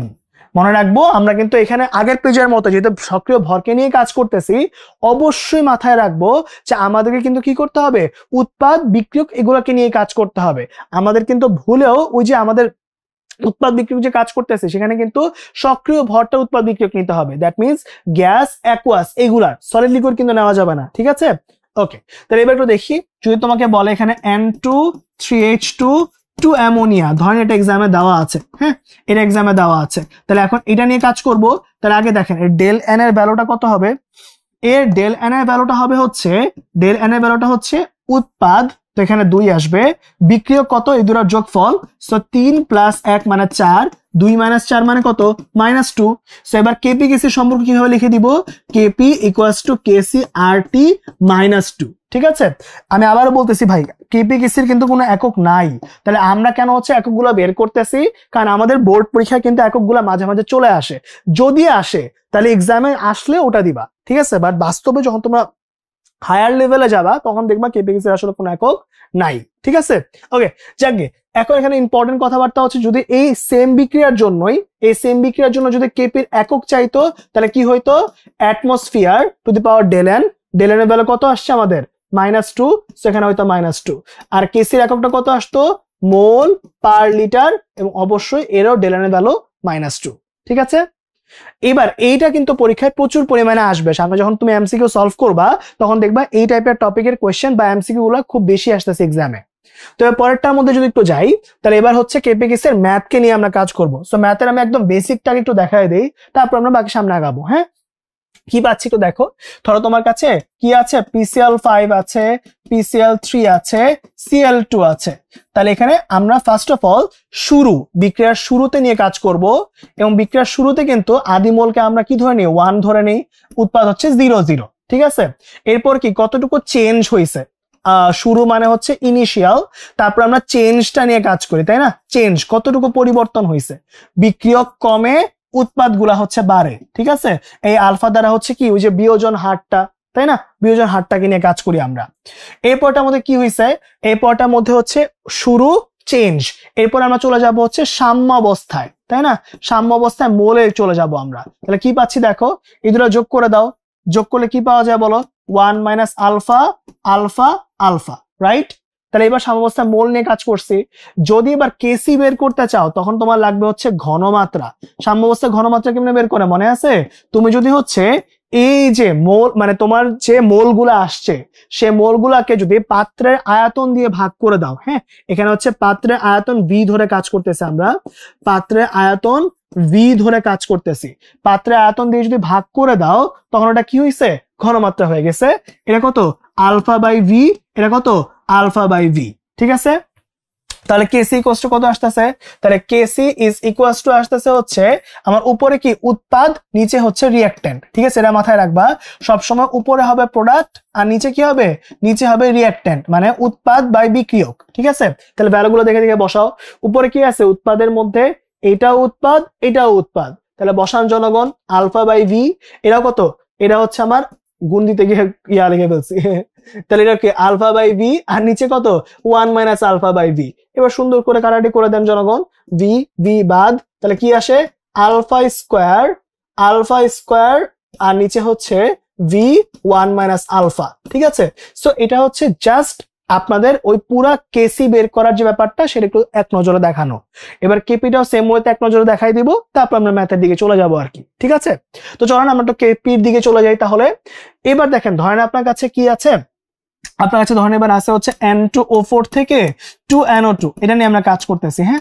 Similar ওয়েতে আমরা করব, আগে হচ্ছে ইনিশিয়াল মানে শুরুর অবস্থা, ঠিক আছে, 1 0। এবার কি হবে, এবার হচ্ছে চেঞ্জ, তাই না। চেঞ্জের জন্য কি করতে হয়, আগে দুটার মধ্যে আলফা দিয়ে নিব, বিক্রিয়ক তাই মাইনাস, উৎপাদ তাই প্লাস, এরপরে সহগ অনুযায়ী বসাবো, তাই না। দেখো বিক্রিয়কের সহগ কত 1, তাহলে এখানেও 1, এর সহগ কত 2, তাই এখানেও 2, ঠিক আছে, বুঝতে পারছি। যা সহগ তাই আলফার ওইখানে বসে যাবে, ঠিক আছে। এখানে N2O4 এর সহগ 1, তাই এই আলফার আগেও 1, এখানে NO2 আগে 2, এখানেও 2, মাইনাস আর প্লাস কেন হইলো, কারণ বিক্রিয়ক মাইনাস উৎপাদ প্লাস, এই জন্য, ঠিক আছে। আচ্ছা, দুটো যোগ করে দিলে আমরা কি পাবো, যোগ করে দিলে আমরা পাবো হচ্ছে সাম্য অবস্থায় মোল। তাহলে যোগ করে দাও, কি আসে 1 মাইনাস আলফা, তারপর কি 2 আলফা। এবার জনগণ বলেন তো পরেরটা কি হইলো, এইটুকুর পরে হচ্ছে আমরা চলে যাব হচ্ছে এবার আংশিক চাপে, তাই না। এখন আংশিক চাপ বের করতে হইলে আমরা আগে জানতে হবে আংশিক চাপের সূত্র কি। আংশিক চাপের সূত্রটা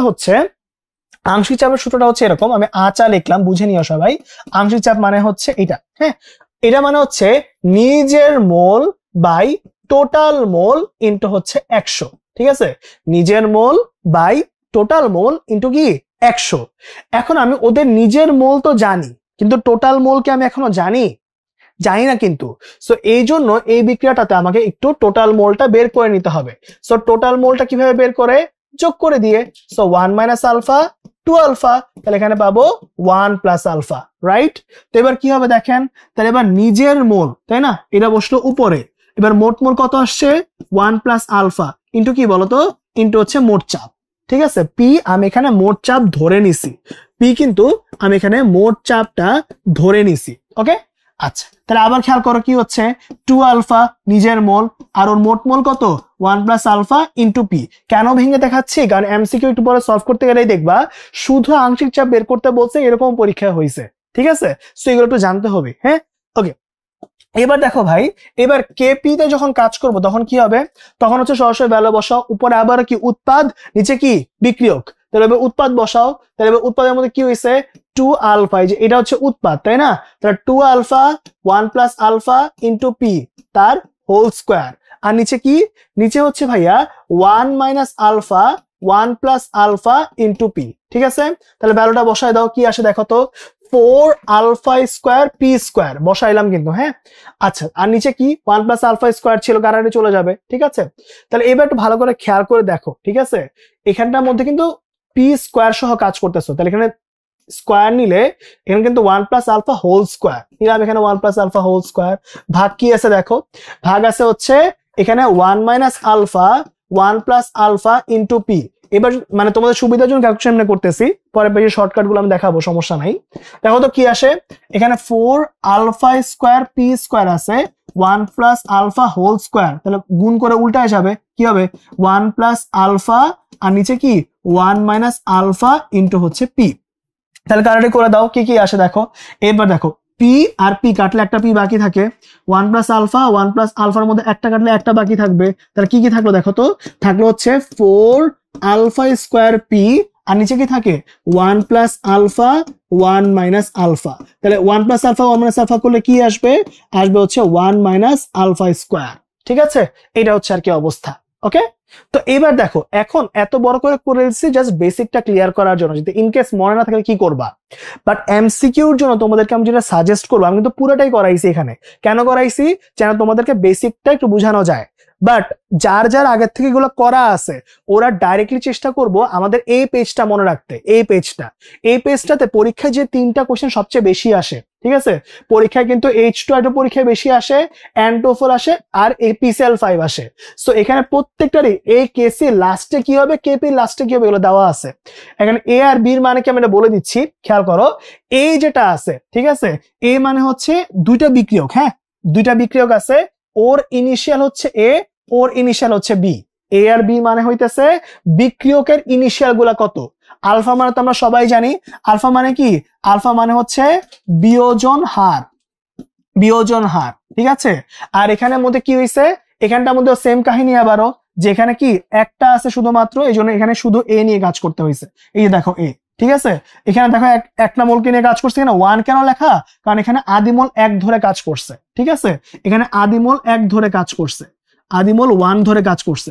তুমি যদি এগুলোতে 1 মোল নিয়ে কাজ করতা, যদি আদিমল 1 হইতো, তখন কি নিতে, এখানে আদিমল 1 হইলে 4 আলফা স্কোয়ার 1 মাইনাস আলফা তার হোল স্কোয়ার হয়ে যাইতো, ঠিক আছে। যদি আদিমল 1 হইতো, হ্যাঁ, যদি আদিমল 1 হয়, তখন তুমি এটা ডাইরেক্টলি ইউজ করতে পারবা, কোনো সমস্যা নাই, ঠিক আছে। এখানেও সেম কথা, এটা কি হইতো 4 আলফা স্কোয়ার, এখানে কত আসতো 1 মাইনাস আলফা তার হোল স্কোয়ার, সেম জিনিসই, তাই না। এখানের জন্য সেম কথা কি, যদি এটা আদিমল দেওয়া থাকে আদিমলটা ইউজ করবা, আর আদিমল দেওয়া না থাকলে এর ভ্যালু 1 ধরতে হয়, সো ওই 1 ধরে কাজটা করে দিবা। কত আসে 4 alpha square 1 minus alpha into V, এটাই কিন্তু আগের পেজে আসছিল, তাই না। এখানেও কিন্তু সেম জিনিসই 4 আলফা স্কোয়ার পি, এটা কি 1 মাইনাস আলফা স্কোয়ার, দেখো এটাই কিন্তু আমি আগের পেজে বের করছি, 4 alpha square P 1 minus alpha square, এটা কিন্তু এখানে আসছে। আবার এখানে সেম হইতে বসায় দাও, কি আসবে alpha square 1 minus alpha into V, এখানে আর ইয়াদে করে না, ডাইরেক্ট লেখা আছে, সিমিলার ওয়েতে এটাও করা আছে, ঠিক আছে। সো যারা যারা হচ্ছে ভালো করে পারি, ওরা একটু যদি এগুলো মনে রাখতে পারো, তাহলে তোমাদের ম্যাথ এমসিকিউতে করা অনেক সহজ হয়ে যাবে, ঠিক আছে। সো এবার হচ্ছে এটা ভালো করে একটু দেখবা তোমরা। এবার আমি প্রত্যেকটারই ইন্ডিভিজুয়াল ব্যাপার স্যাপার কিছু কোয়েশ্চেন সলভ করব, ঠিক আছে। তো চলো কেপিএসসি এর ম্যাথগুলো একটু সলভ করে ফেলি। তো কেপিএসসি এর ম্যাথের মধ্যে প্রথমে যেটা আছে সেটা হচ্ছে এইটা।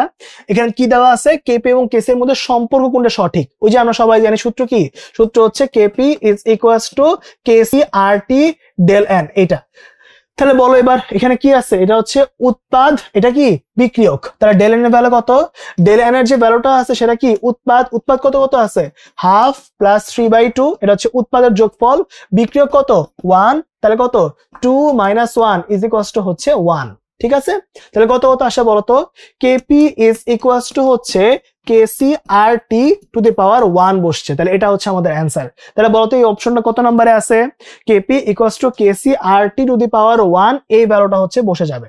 কথা কি বুঝতে পারছি, ক্লিয়ার, নাইস। তাহলে চলো এই পর্যন্ত কাজটা করে ফেললাম। তাহলে এবার পরেরটার মধ্যে কি হবে একটু দেখি, হ্যাঁ। তো পরেরটার মধ্যে হচ্ছে আমরা এই পেজটাকে নিয়ে কাজ করতেছি, খেয়াল করো, যেখানে AB3 কে নিয়ে কাজ হয়েছে, হাফ A2 B3 গুলো দেওয়া আছে, এবং এখানে মাইনাস তাপ মানে কি, তাপ শোষণ করছে। তাহলে জনগণ বলেন, তাপ শোষণ যদি হয়, এখানে কিন্তু ডেল এইচ মাইনাস বলে নাই, এখানে কিন্তু মাইনাস তাপ বলছে, মানে তাপ শোষণ করতেছে। তাপ শোষণ মানে সে কি বিক্রিয়া, তাপ শোষণ মানে হচ্ছে সে একটা তাপ হারি বিক্রিয়া। তাহলে তাপ হারি বিক্রিয়া কি হয় বলতো? তাপ হারি বিক্রিয়ায় কিন্তু আলটিমেটলি আমার সূত্রগুলো নিয়ে কাজ করতে হবে। তো চলো সামনের দিকে আগাই। উদ্দীপক বিক্রিয়ার ক্ষেত্রে কোনটা কোনটা হয়েছে একটু দেখি। এবার 1/t এবং গ্রাফ আঁকতে বলছে, তাহলে কি হয় চলো তাহলে একটু দেখি কি হয়। এখানে আমরা সবাই জানি এটা ভ্যান 't হফ সূত্র থেকে বলছে, বুঝতেই পারতেছো, কেপি এর উপর 1/t। সো আমার সূত্র কি ছিল মনে আছে?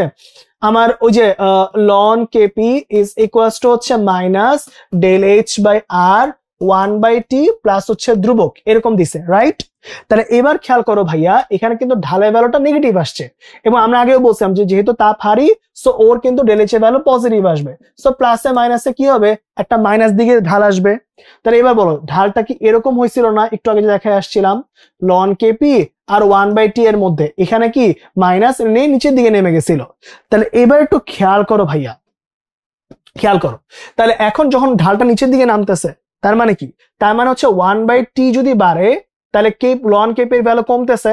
চিন্তা করে দেখো, 1/t যত বৃদ্ধি পাচ্ছে তত কিন্তু কি লন কেপি যেটা ওটার ভ্যালু কমে যাচ্ছে, তাই না? কমে যাচ্ছে, নিচের দিকে কমতেছে, ডাউনওয়ার্ড। এবার লন কেপি যদি কমে তার মানে কি কেপিও কমে যাচ্ছে। কথা বুঝতে পারছি কিনা দেখেন, যে 1/t যদি বাড়ে তাহলে লন কেপি কমবে, এবং লন কেপি কমা মানে হচ্ছে কেপিও কমে যাবে, ঠিক আছে? তো এখানের মধ্যে এটা ঠিক আছে, কোনো সমস্যা নাই। চাপ বাড়ালে AB3 বাড়বে। চাপ বাড়ানোর রুল কি ছিল মনে আছে? ওই যে রাশিতালিতে পড়ায় আসছি, কি হবে বলতো? বেশি মোল, এখানে কি 2 মোল আছে, এখানে 1 মোল আছে, তাহলে কি 2 মোল থেকে 1 মোলের দিকে বিক্রিয়াটা চলে যাবে, দ্যাট মিনস AB3 বাড়বে। সো AB3 উৎপাদন বাড়ছে, কথা সত্য, ঠিক আছে? এবার বলো তাপমাত্রা বৃদ্ধি করলে বিক্রিয়া সাম্যের অবস্থান ডান দিকে সরে যাবে। তাহলে বলো এটা কি একটা তাপ হারি বিক্রিয়া, তাই না? বিক্রিয়াটা হচ্ছে একটা তাপ হারি বিক্রিয়া। তোমাদের কি শিখাইছিলাম? যে তাপ হারি বিক্রিয়ায় আর কি তাপমাত্রা সম্পর্ক হচ্ছে সমানুপাত। তো যদি হচ্ছে তাপমাত্রা বাড়াই তাহলে বিক্রিয়া অবশ্যই কোন দিকে যাবে? সম্মুখ দিকে যাবে। আর সম্মুখ দিকে যাওয়া মানে কোন দিকে যাওয়া? ডান দিকে যাওয়া। সো অ্যান্সার হচ্ছে 1, 2 এবং 3। সবাইকে এই পর্যন্ত ধরতে পারছি কিনা দেখেন, ঠিক আছে? সবাই এই পর্যন্ত ক্লিয়ার? কার কোনো কোয়েশ্চেন আছে? নাই, ঠিক আছে? ওকে, এই পর্যন্ত তাহলে কিন্তু হয়ে গেল জনগণ। হ্যাঁ, ওকে, তাহলে পরেরটাতে কাজ করে চলো। এই পর্যন্ত হয়ে গেল। পরেরটার মধ্যে বা নেক্সট কোয়েশ্চেন, রিসেন্ট টাইমে সবচেয়ে বেশি আসা কোয়েশ্চেনগুলোর মধ্যে এটা আসে বেশি, যে ভাই কেপি এবং কেসি এদের ভ্যালু সমান হয় কখন? মনে রাখবা কেপি আর কেসির ভ্যালু তখনই সমান হওয়া সম্ভব যখন দেখো কেপি আর কেসির সূত্র কি ছিল? KP equals to KC RT del N, এইটা, তাই না? তাহলে কেপি আর কেসি ভ্যালু সমান হওয়ার শর্তটা কি? শর্ত হচ্ছে ডেল এন এর ভ্যালুটা 0 হইতে হবে। ডেল এর ভ্যালু যদি 0 হয়, এটা হচ্ছে শর্ত, এটা যদি 0 হয় তাহলে এই দুটো ভ্যালু সমান আসবে, ঠিক আছে? তাহলে এখন যদি ডেল এর ভ্যালুটা 0 হয়ে যায় তাহলে এবার কি হবে? কেপি আর কেসি সমান আসবে। যদি কেপি আর কেসিটা সমান আসে তাহলে আলটিমেটলি কি হবে? ডেল এর ভ্যালু 0 হওয়া মানে কি? যে আমার উৎপাদের মোল আর বিক্রিয়কের মোল সমান হইতে হবে। উৎপাদের মোট মোল আর বিক্রিয়কের মোট মোল কি হইতে হবে? বিক্রিয়কের মোট মোল হইতে হবে সমান। বিক্রিয়কের মোট মোল হইতে হবে কি? সমান, ঠিক আছে? সো এটা হচ্ছে সহজ কথা। তাহলে এবার চলেন দেখি কোন অপশনের মধ্যে এটা আছে। তাহলে এখানের মধ্যে হচ্ছে এইখানে দেখেন উৎপাদের মোট মোল কত? 2, বিক্রিয়কের মোট মোল 2। সো এটা মানছে, ওকে। এখানে উৎপাদের মোট মোল আছে 4, এখানে আছে 2, এই যে 3 আর 1 4। সো এটা হচ্ছে না। এখানে দেখো কত আছে? 3 আর এখানে আছে 1। সো এটাও হচ্ছে না।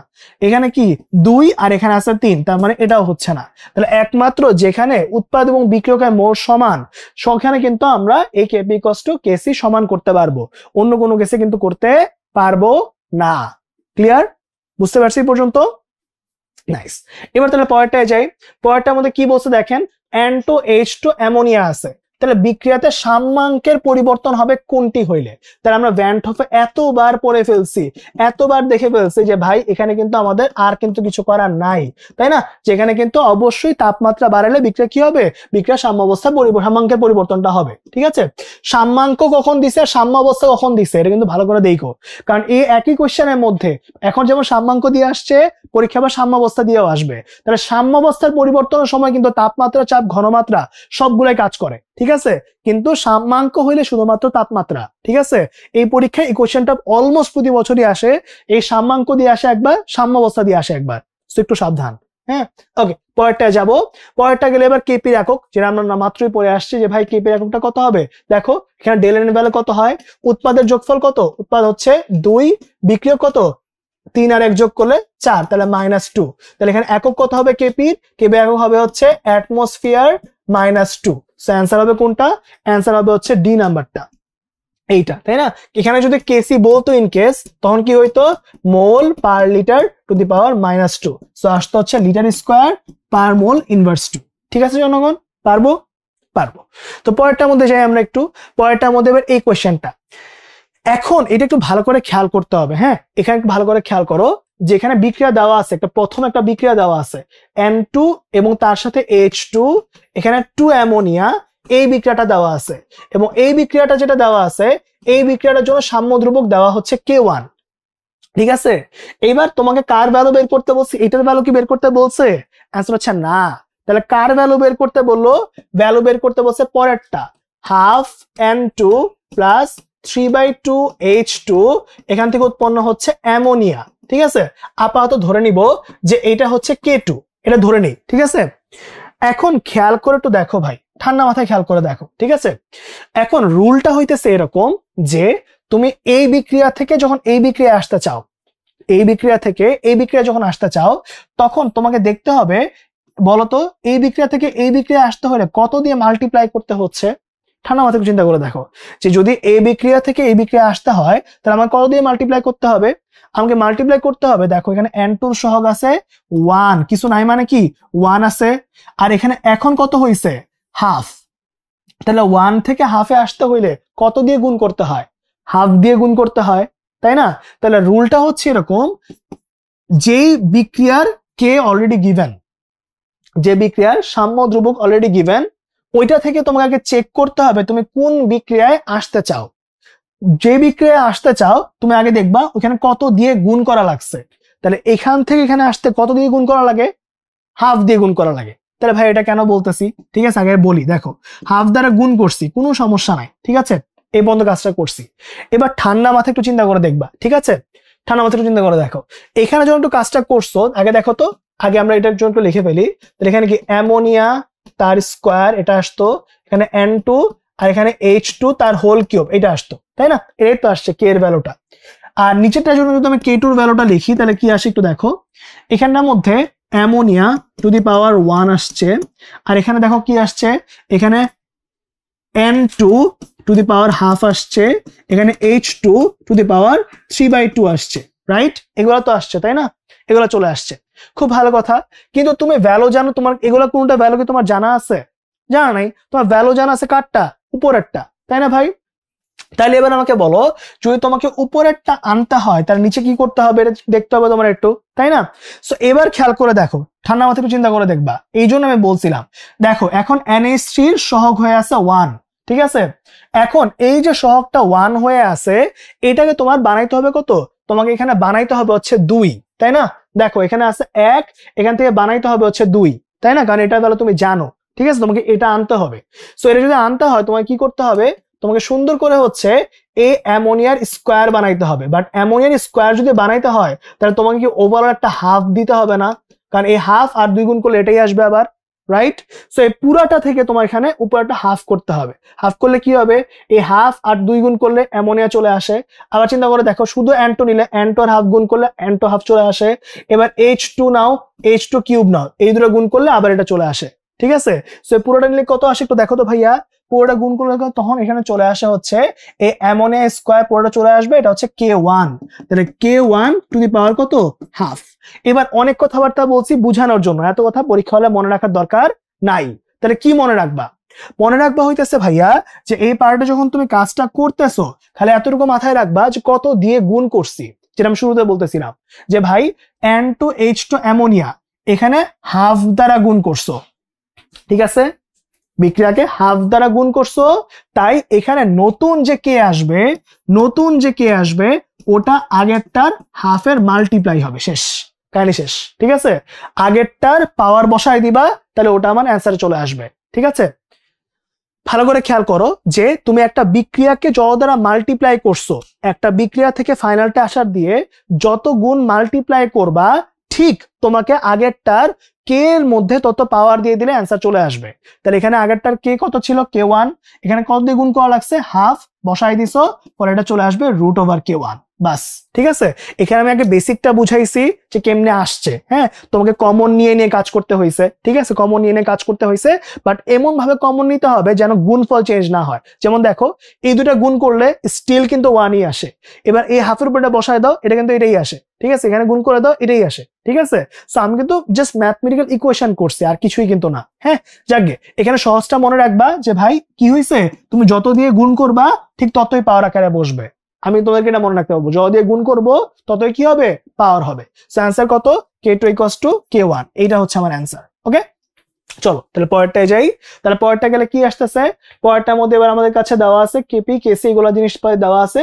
সূত্র কি, কেপি হচ্ছে কেসি আর টি ডেলন। তাহলে দেখি ফেলে এবার ডেলন কত কত আছে। এখানে আছে হচ্ছে 3 আর 1, মানে হচ্ছে 1 আর 1 যোগ করলে 2, এখানে আছে 1, তাহলে 2 - 1 করলে কত হবে, 1 হবে। তাহলে কি ডেল এন এর ভ্যালু আসবে হচ্ছে 2 - 1 মানে হচ্ছে 1। তাহলে KP KC R T to the power 1। এবার তাহলে খেয়াল করো ভাই, কেপি এর ভ্যালু জানে, কেসিটা বের করতেছি, তাহলে কত, কেপি ডিভাইড বাই হচ্ছে আর টি। তাহলে কেপিটা কত দেওয়া আছে, 0.041, ঠিক আছে, এখানে বসা দাও 0.14। এখন দেখো কেপির ভ্যালুটা যখন অ্যাটমসফিয়ারে দেওয়া আছে তখন, এবং কেসি এককটা আমরা জানি কিসে নেই, মোল পার লিটারে নেই। তো লিটার অ্যাটমসফিয়ার যখন থাকে তখন আর এর ভ্যালু কত বসাইতে হয়, 0.0821, ঠিক আছে, 0.0821 বসাইতে হয়, ঠিক আছে। তাহলে বলতো কি করতে হবে, 0.0821 বসাইতে হবে, এবং এখানে টি এর ভ্যালু কত দেওয়া আছে, টি এর ভ্যালু দেওয়া আছে 25 ডিগ্রি। তাহলে টি ইকুয়ালস টু কত হবে, 25 প্লাস 273, কারণ আমরা কেলভিনে নিতে যাচ্ছি, তো 298 কেলভিন। ভ্যালুটা বসাই দাও 298, এখানে সুন্দর করে বসালে অ্যান্সার চলে আসবে, ঠিক আছে। তো চলো আমি বসাই দিই, কত আসবে, 0.14 ডিভাইড বাই কত, 0.0821 ইন্টু 298, তাহলে অ্যান্সার আসছে 5.72 ইন্টু 10 টু দি পাওয়ার -3। এটা হচ্ছে অ্যান্সার। তাহলে কত নম্বর অ্যান্সার আছে, এটা এই নাম্বারটায় চলে আসছে, ঠিক আছে, এই নাম্বারে চলে আসছে। ওকে, হলো তাহলে ম্যাথটা। তাহলে পরের পেজে যাই। এবার এই ম্যাথটা দেওয়া আছে, এই ম্যাথটা আরো সহজ, কারণ কোশ্চেনে একদম সরাসরি N2O4 এগুলো দেওয়া আছে, বলছে N2O4 এর বিয়োজন। তার মানে এবার N2O4 কে বিয়োজিত করতেছি জনগণ, তখন এখানে 2NO2 আসছে।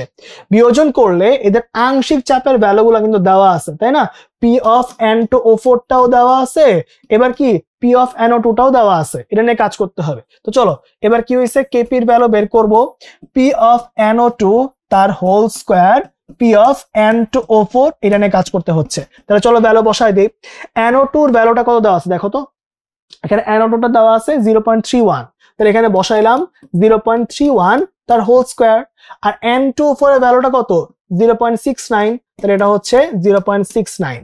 তাহলে এবার সুন্দর করে ভ্যালুটা বসায় দেই। তাহলে এখানে কত কত আসতেছে, 0.31 তার হোল স্কয়ার ডিভাইড বাই কত, 0.69, তাহলে কত আসে, এটা 0.139 এত চলে আসছে।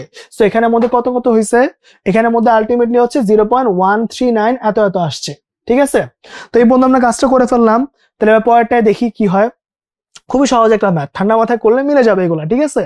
তো পরেরটার মধ্যে কি হয়েছে দেখেন, এবার এই সেম কোশ্চেনটা আসে যেগুলো আমি সলভ করাইছিলাম, ওটাই হচ্ছে খালি এই কেপির ভ্যালুটা বের করতে বলছে। হ্যাঁ, তো এবার দেখেন এটা যখন কাজটা করতেছে, এখানে কিন্তু কি বের করতে বলছে, NO2 এর আংশিক চাপ, খেয়াল করছেন, এখানে কিন্তু কেপি বের করতে বলে নাই। সো এখানে সবকিছু কোশ্চেনে দেওয়া আছে, মোট চাপ বলা আছে, যেমন আমি সলভ করাইছিলাম। হ্যাঁ, সো ঠান্ডা মাথায় একটু করবেন, এক লাইনে মিলে যায়।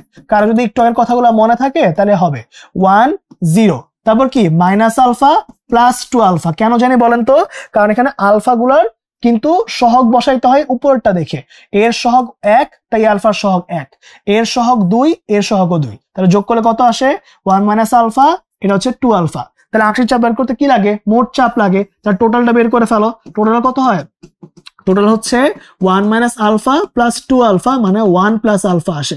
তাহলে বের করে ফেলো, নিজের মোল বাই মোট মোল ইন্টু মোট চাপ। আবার কি, এটা কি নিজের মোল ইন্টু মোট চাপ। তাহলে এটাই তো আমাদের কি সাম্য অবস্থায় আংশিক চাপ চলে আসছে, তাই না, এটাই কি সাম্য অবস্থায় আংশিক চাপটা চলে আসছে। তাহলে কার আংশিক চাপটা চাইছে কোশ্চেনের মধ্যে, চাইছে হচ্ছে আমার NO2 টা। তাহলে NO2 টা হচ্ছে এইটা। এবার কোশ্চেন খেয়াল করে দেখি কোনটার সাথে মিলে। তাহলে 2 আলফা ইন্টু পি, নিচে 1 প্লাস আলফা, তাহলে 2 alpha into P 1 plus alpha, এটা হচ্ছে আমার অ্যান্সার, ঠিক আছে, এটা আমার অ্যান্সার।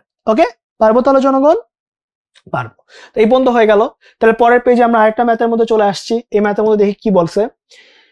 এখানের মধ্যে কোশ্চেনের মধ্যে সিমিলার কেস, হ্যাঁ, সেম ভাবে সবকিছু দেওয়া আছে, চাপ দেওয়া আছে কোশ্চেনের মধ্যে, পার্সেন্টেজ দেওয়া আছে, এটা দেওয়া আছে, এটা দেওয়া আছে, সবকিছু দেওয়া আছে, খালি ভ্যালু বসাবো, অ্যান্সার চলে আসবে। ঠিক আছে, এখন তুমি নর্মালি করতে পারো, কোনো সমস্যা নাই। ঠিক আছে, এখানে PCl 5 আছে, এখানে কি PCl 3 আছে, এখানে কি Cl 2 আছে। তাহলে নর্মালি করো 1 0 0, তারপর কি minus alpha plus alpha plus alpha, বিক্রিয়ক মাইনাস উৎপাদ প্লাস।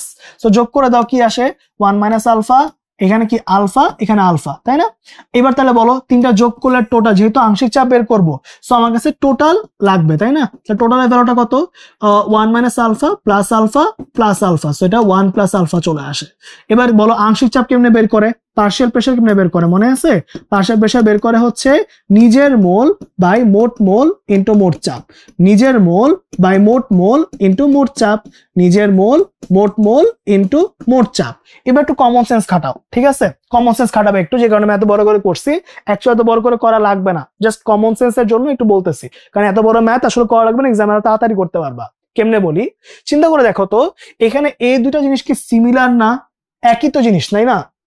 তাহলে আমাকে বলো, যদি এখানে দেখো অলরেডি দেওয়া আছে না, PCl 5 এর আংশিক চাপ দেওয়া আছে এত, হ্যাঁ, আর PCl 3 Cl2 টা দেওয়া আছে এত, তাহলে আমাকে বলো এই Cl2 এইটা ইকুয়ালস টু যদি 0.202 হয়, তাহলে দুটো তো সেম জিনিসই, তাই না?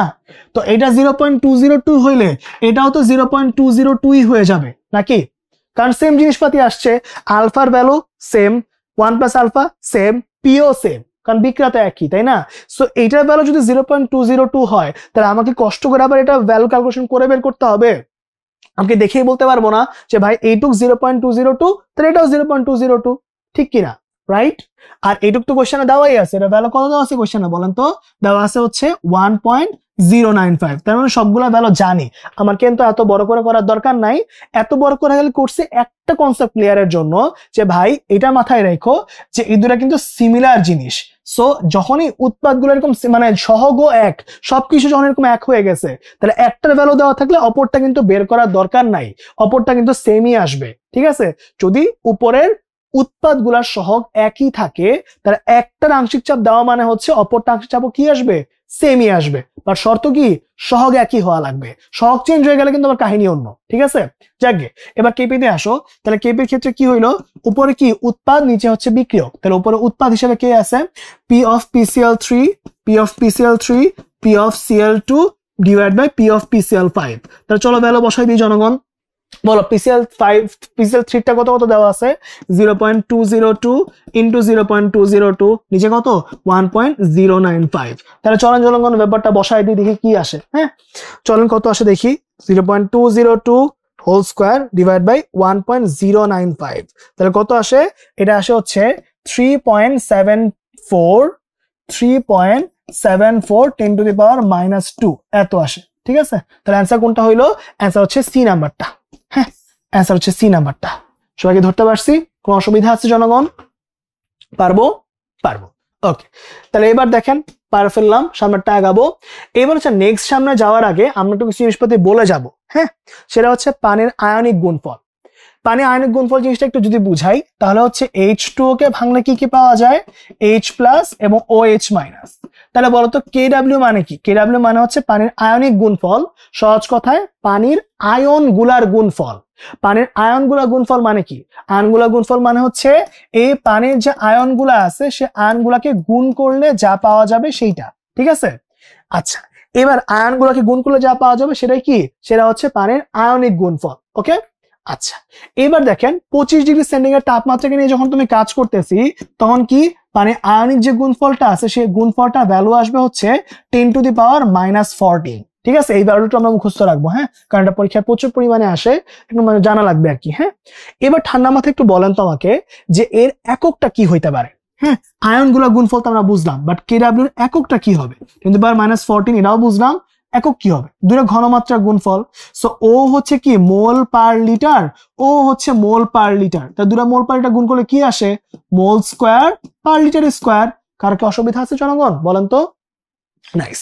এবার খেয়াল করো ভাই, মনে রাখবো যে সর্বদা তাপমাত্রা যদি বাড়াই, তাহলে কি হবে? পানির বিয়োজনটা বাড়বে। আর পি ওজন বাড়া মানে কি বলেন তো, যেখানে আয়ন বেশি পরিমাণ আসছে, পানি বাড়ছে ফলে আয়ন বাড়ছে, আয়ন বাড়ে মানে কি কেডব্লিউ ভ্যালুটা বেড়ে যাবে। ঠিক আছে, তাহলে টেম্পারেচার বাড়লে কেডব্লিউ ভ্যালু কি হবে, বেড়ে যাবে।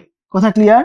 খালি এটা মনে রাখবো। আরো যদি সহজে মনে রাখতে চাও তাহলে মনে রাখো টেম্পারেচার কেডব্লিউ একটা অপরটা সমানুপাত। ঠিক আছে, এটা মনে রাখলেও চলবে। ওকে, সিমিলার ওয়েতে যখন তুমি হচ্ছে বিয়োজন মানে অ্যাসিড এবং ক্ষারের বিয়োজন ধ্রুবককে নিয়ে কাজ করবা, খালি মনে রাখো অ্যাসিডকে বিয়োজন করলে যে ধ্রুবক সেটা হচ্ছে অ্যাসিডের বিয়োজন ধ্রুবক। ঠিক আছে, তাহলে চলবে আমার মোটামুটি। ঠিক আছে, খালি আমরা সূত্র হিসেবে যদি মনে রাখতে চাও তাহলে এটাকে কে দিয়ে প্রকাশ করা হয়, এটা হচ্ছে আলফা স্কোয়ার সি, এটা দিয়ে প্রকাশ করতে হয় 1 মাইনাস আলফা এভাবে। হ্যাঁ, আর কেবি মানে ক্ষারের বিয়োজন ধ্রুবক কি, alpha square C 1 minus alpha, but এটা হচ্ছে আমার বেজের জন্য কাজ করতে হয়। সূত্র একই, সব কাহিনী একই, প্রোডাক্ট রিঅ্যাকট্যান্টের জন্য একইভাবে আসবে। সো একটু ঠান্ডা মাথায় করলে এখান থেকে অ্যান্সারগুলো বের করা যাবে। খালি মনে রাখবো অ্যাসিডের জন্য হবে অ্যাসিডের বিয়োজন ধ্রুবক, ক্ষারের জন্য ক্ষারের বিয়োজন ধ্রুবক, আর এই সাইডে পানির জন্য কি হয়, পানির আয়নিক গুণফল। ওকে, একদম বেসিক কথাবার্তা। এবার তাহলে খেয়াল করো ভাই, পরেরটা যদি একটু যাই, যদি কোয়েশ্চেন সলভ করি, 25 ডিগ্রি সেন্টিগ্রেড তাপমাত্রা পানি আয়নিক গুণফলটা কত? দেখো 25 ডিগ্রি সেন্টিগ্রেড তাপমাত্রা পানি আয়নিক গুণফল মাত্র বের করে আসছে, সেটা জানি কত, 10⁻⁻14। দেখছো একদম হুবহু সেম কোয়েশ্চেন কতবার আসছে। ঠিক আছে, খুবই ইজি কিন্তু ঠান্ডা মাথায় একটু বুঝলে সব পারবা ইনশাল্লাহ। ওকে, চলো পরেরটায় যাই। এখানে কি বলছে, কোন তাপমাত্রা পানি আয়নিক গুণফল সর্বাধিক? এইমাত্র কি শিখে আসছিলাম, টেম্পারেচার আর কেডব্লিউ কিন্তু কি একটা অপরটার সমানুপাতিক। তার মানে যেখানে টেম্পারেচার সবচেয়ে বেশি সেখানে কেডব্লিউ কি হবে, সবচেয়ে বেশি। তাহলে বলো টেম্পারেচার সবচেয়ে বেশি কোথায় আছে, 100 ডিগ্রিতে। তাহলে এটাই হচ্ছে আমার অ্যান্সার, কাহিনী কিন্তু শেষ। ঠিক আছে, তো এগুলো খুবই সহজ জিনিস, ঠান্ডা মাথায় করবো, অ্যান্সার আজীবন মিলবে ইনশাল্লাহ। ঠিক আছে, এবার হচ্ছে আমাদের নেক্সট ইম্পর্টেন্ট যেটা আছে সেটা হচ্ছে পিএইচ।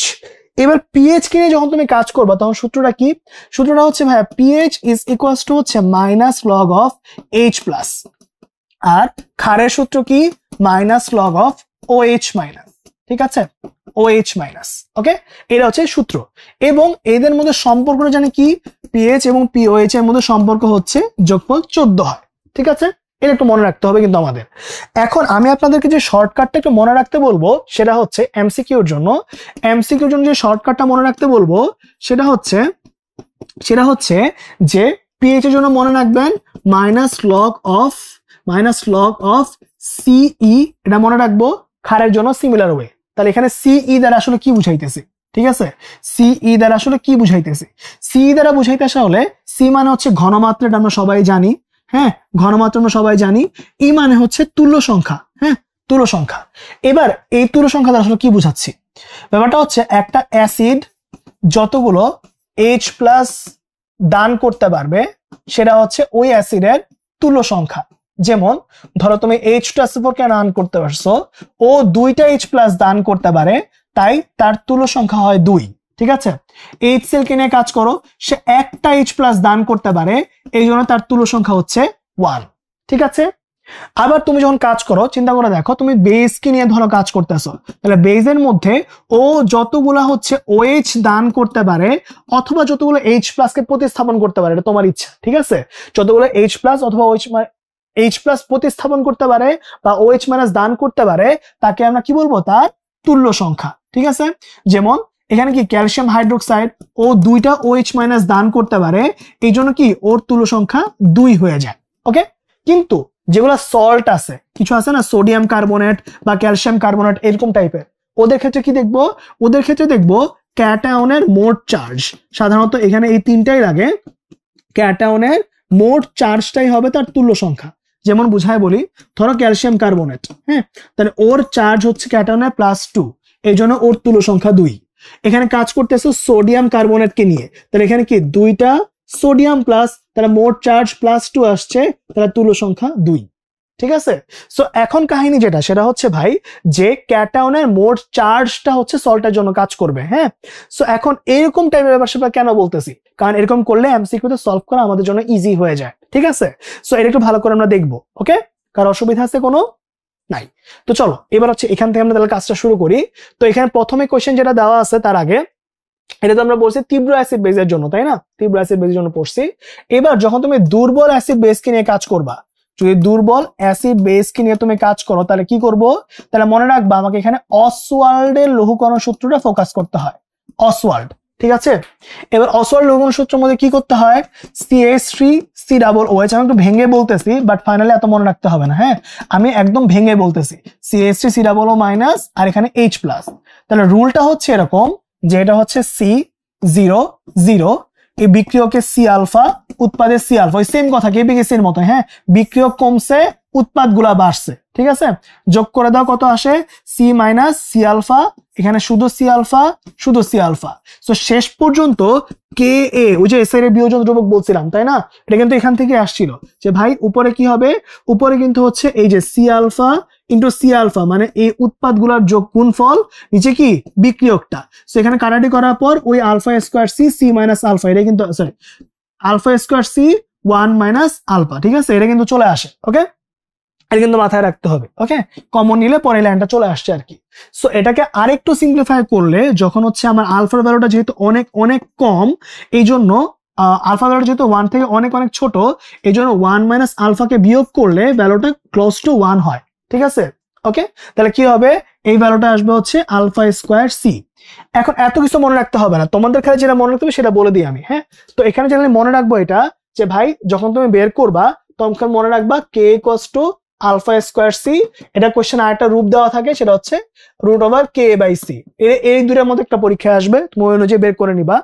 আবার বের করে নিবা হচ্ছে ভাই পিএইচ ইকুয়ালস টু, দেখো minus log of H plus লাগে তাই না, তাহলে এইচ প্লাস এর ভ্যালু এখানে কত কত সি আলফা, তাহলে ভ্যালু বসায় দাও minus log of C alpha, হয় এটা থাকবে আর নাহলে উপরে এটা বসায় দাও, তখন আরেকটা থাকবে এরকম যে pH equals to minus log root over K into C. পরীক্ষায় যে ডেটা দেওয়া থাকবে ওই অনুযায়ী ভ্যালু বসাবা, ঠিক আছে। এই তিনটাই পরীক্ষায় লাগবে, প্রমাণ করাইছি রিটেন পরীক্ষায় বা একটু বেসিক ক্লিয়ার করার জন্য, কেউ যদি কোনোদিন না পড়ে থাকো, বাট কেউ আগ পড়া থাকলে এই তিনটা পড়লেই চলবে। তাহলে বেজের জন্য কি মনে রাখবো, যদি দুর্বল বেজ বলি আমি, দুর্বল বেজ তখন সূত্র কি হবে, তাহলে সূত্র হবে POH ইজ ইকুয়ালস টু কিন্তু সেম আলফা স্কোয়ার সি। আবার যদি তুমি কাজ করো এখানে, তাহলে POH ইকুয়ালস টু কি আসবে minus log of C alpha, আর এখানে কি আসবে minus log of root over KB into C. ঠিক আছে ভাই, সবাই ধরতে পারছি? তো এটা হচ্ছে নেক্সট কয়েকটা ম্যাথ যেগুলো করাবো তার বেসিক, সবাই ক্লিয়ার? ঠিক আছে, তীব্র অ্যাসিড হইলে এই পেজটা, তীব্র অ্যাসিড ক্ষার হইলে আর দুর্বল হইলে এই পেজটা, হ্যাঁ। আচ্ছা চলো তার সামনে আগাই। তাহলে এবারে এই পার্টটুকু দেখাবো। দেখো এখানে H2SO4 আছে, যাদের তীব্র আর দুর্বল চিন্তায় অসুবিধা হয় মনে রাখো সকল H2SO4 HNO3 H3PO4 এগুলো যারা আছে ওরা হচ্ছে তীব্র, আর যেগুলো জৈব অ্যাসিড অথবা কার্বনিক অ্যাসিড ওইগুলো হচ্ছে দুর্বল, হ্যাঁ। ওকে, তাহলে চলো এবার কাজটা করে ফেলি। আমরা মাত্র শর্টকাট শিখে আসছি, বলো শর্টকাট কি ছিল? Minus log of C alpha C, minus log of C, এটাই তো পড়ছি তাই না? তাহলে বলো H2SO4 দুইটা H প্লাস দান করে, তাহলে ওর তুল্য সংখ্যা কিন্তু 2, তাহলে ভ্যালু বসাও মাইনাস লগ অফ কত, সি এর ভ্যালু কত 0.05, ই এর ভ্যালু কত 2, তাহলে এখানে কত হয় দেখো, ক্যালকুলেটরে বসায় দাও, মনে হয় 1 আসে, ঠিক আছে 1 আসে, সো অ্যান্সার হচ্ছে 1, ঠিক আছে, এটা অ্যান্সার 1 আসবে। খুব সাবধানে করব, করলে ইনশাআল্লাহ পারা যাবে, ঠিক আছে।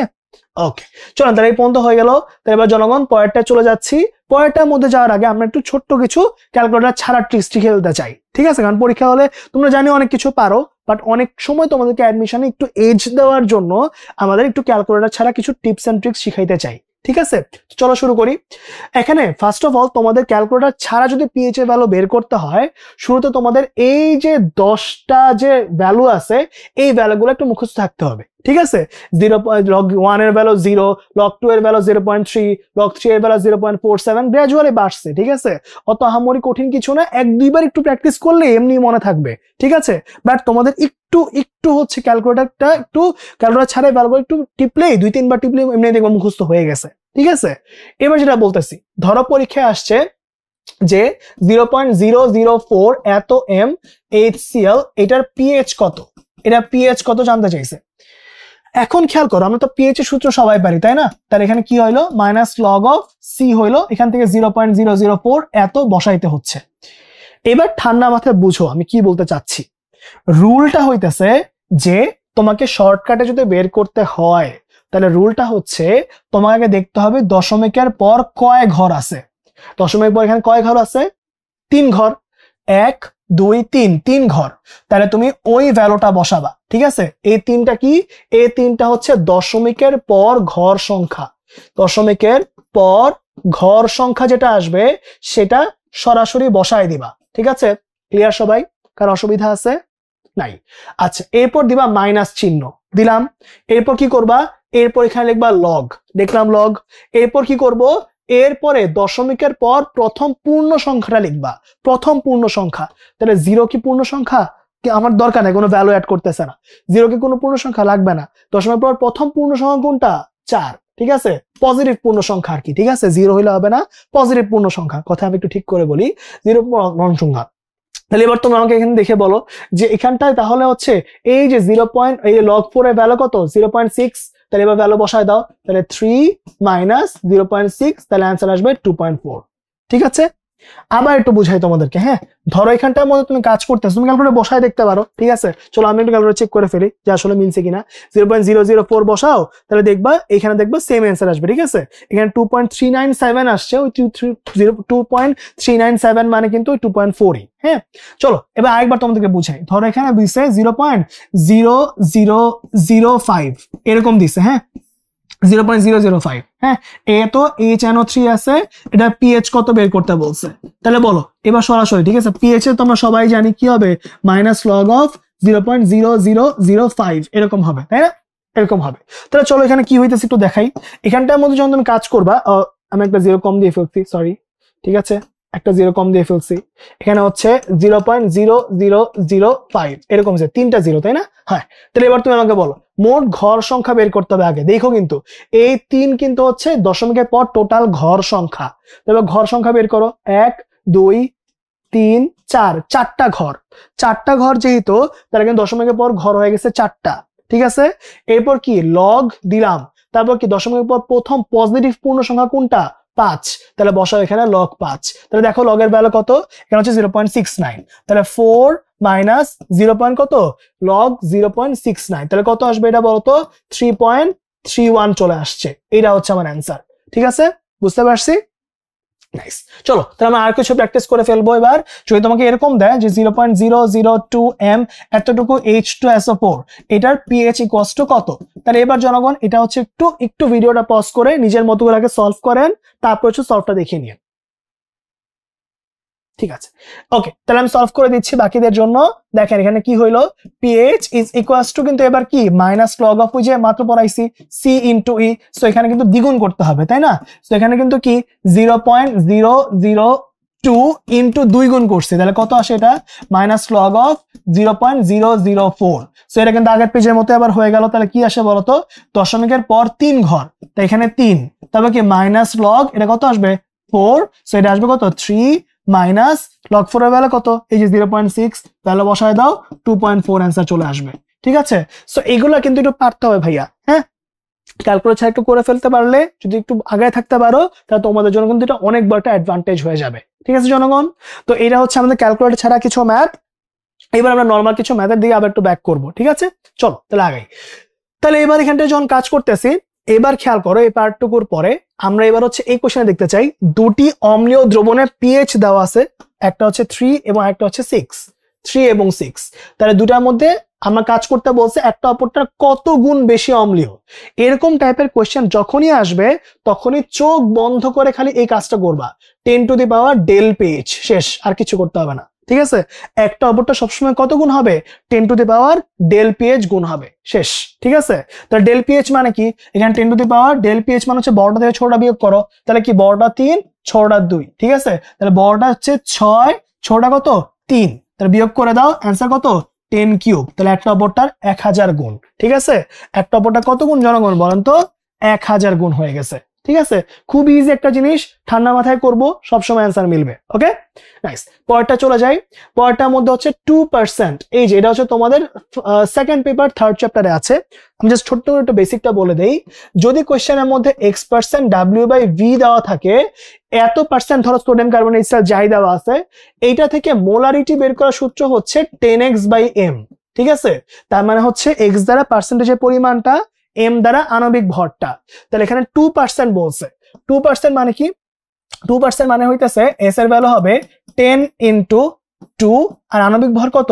23 2 × 46 12 আর এখানে কি 16 গুণ 3 সো 106 আসবে ঠিক আছে সো এটা মনে হয় 0.188 এত এম চলে আসে ঠিক আছে এবার বলো যখন আমি ভ্যালুটা বসাইছি তখন এখানটার মধ্যে আমি কি বলছিলাম বলতো এই কি একটি ক্ষারীয় লবণ ও কিন্তু একটা কি ক্ষারীয় লবণ তাহলে ক্ষারীয় লবণ যদি হয় তাহলে ক্ষারীয় লবণের কাছে কি পিএইচ বের হবে না পিওএইচ অবশ্যই পিওএইচ বের হবে তাহলে পিওএইচ বের করো তাহলে minus log of OH minus কিন্তু আমাকে একটু বলো তো ভাই সূত্র শর্টকাট কি শিখছিলা minus log of C into ই তাহলে আমাকে বলো সোডিয়াম কার্বনেট হ্যাঁ এখানে কি দুইটা সোডিয়াম প্লাস তাহলে মোট চার্জ প্লাস 2 তুল্য সংখ্যা 2 তাহলে তুল্য সংখ্যা 2 হলে কি বসবে মাইনাস লগ অফ কি এখানে কি সি এর ভ্যালু কত সি এর ভ্যালু হচ্ছে 0.188 ইনটু তুল্য সংখ্যা হচ্ছে 2 ঠিক আছে তাই এবার সুন্দর করে ভ্যালুটা বসায় দাও তাহলে পিওএইচ এর একটা ভ্যালু চলে আসবে চলো বসাই দিই দেখি কত আসে মাইনাস লগ 2 ইনটু 0.188 চলে আসছে তাহলে কত আসে এটা 0.42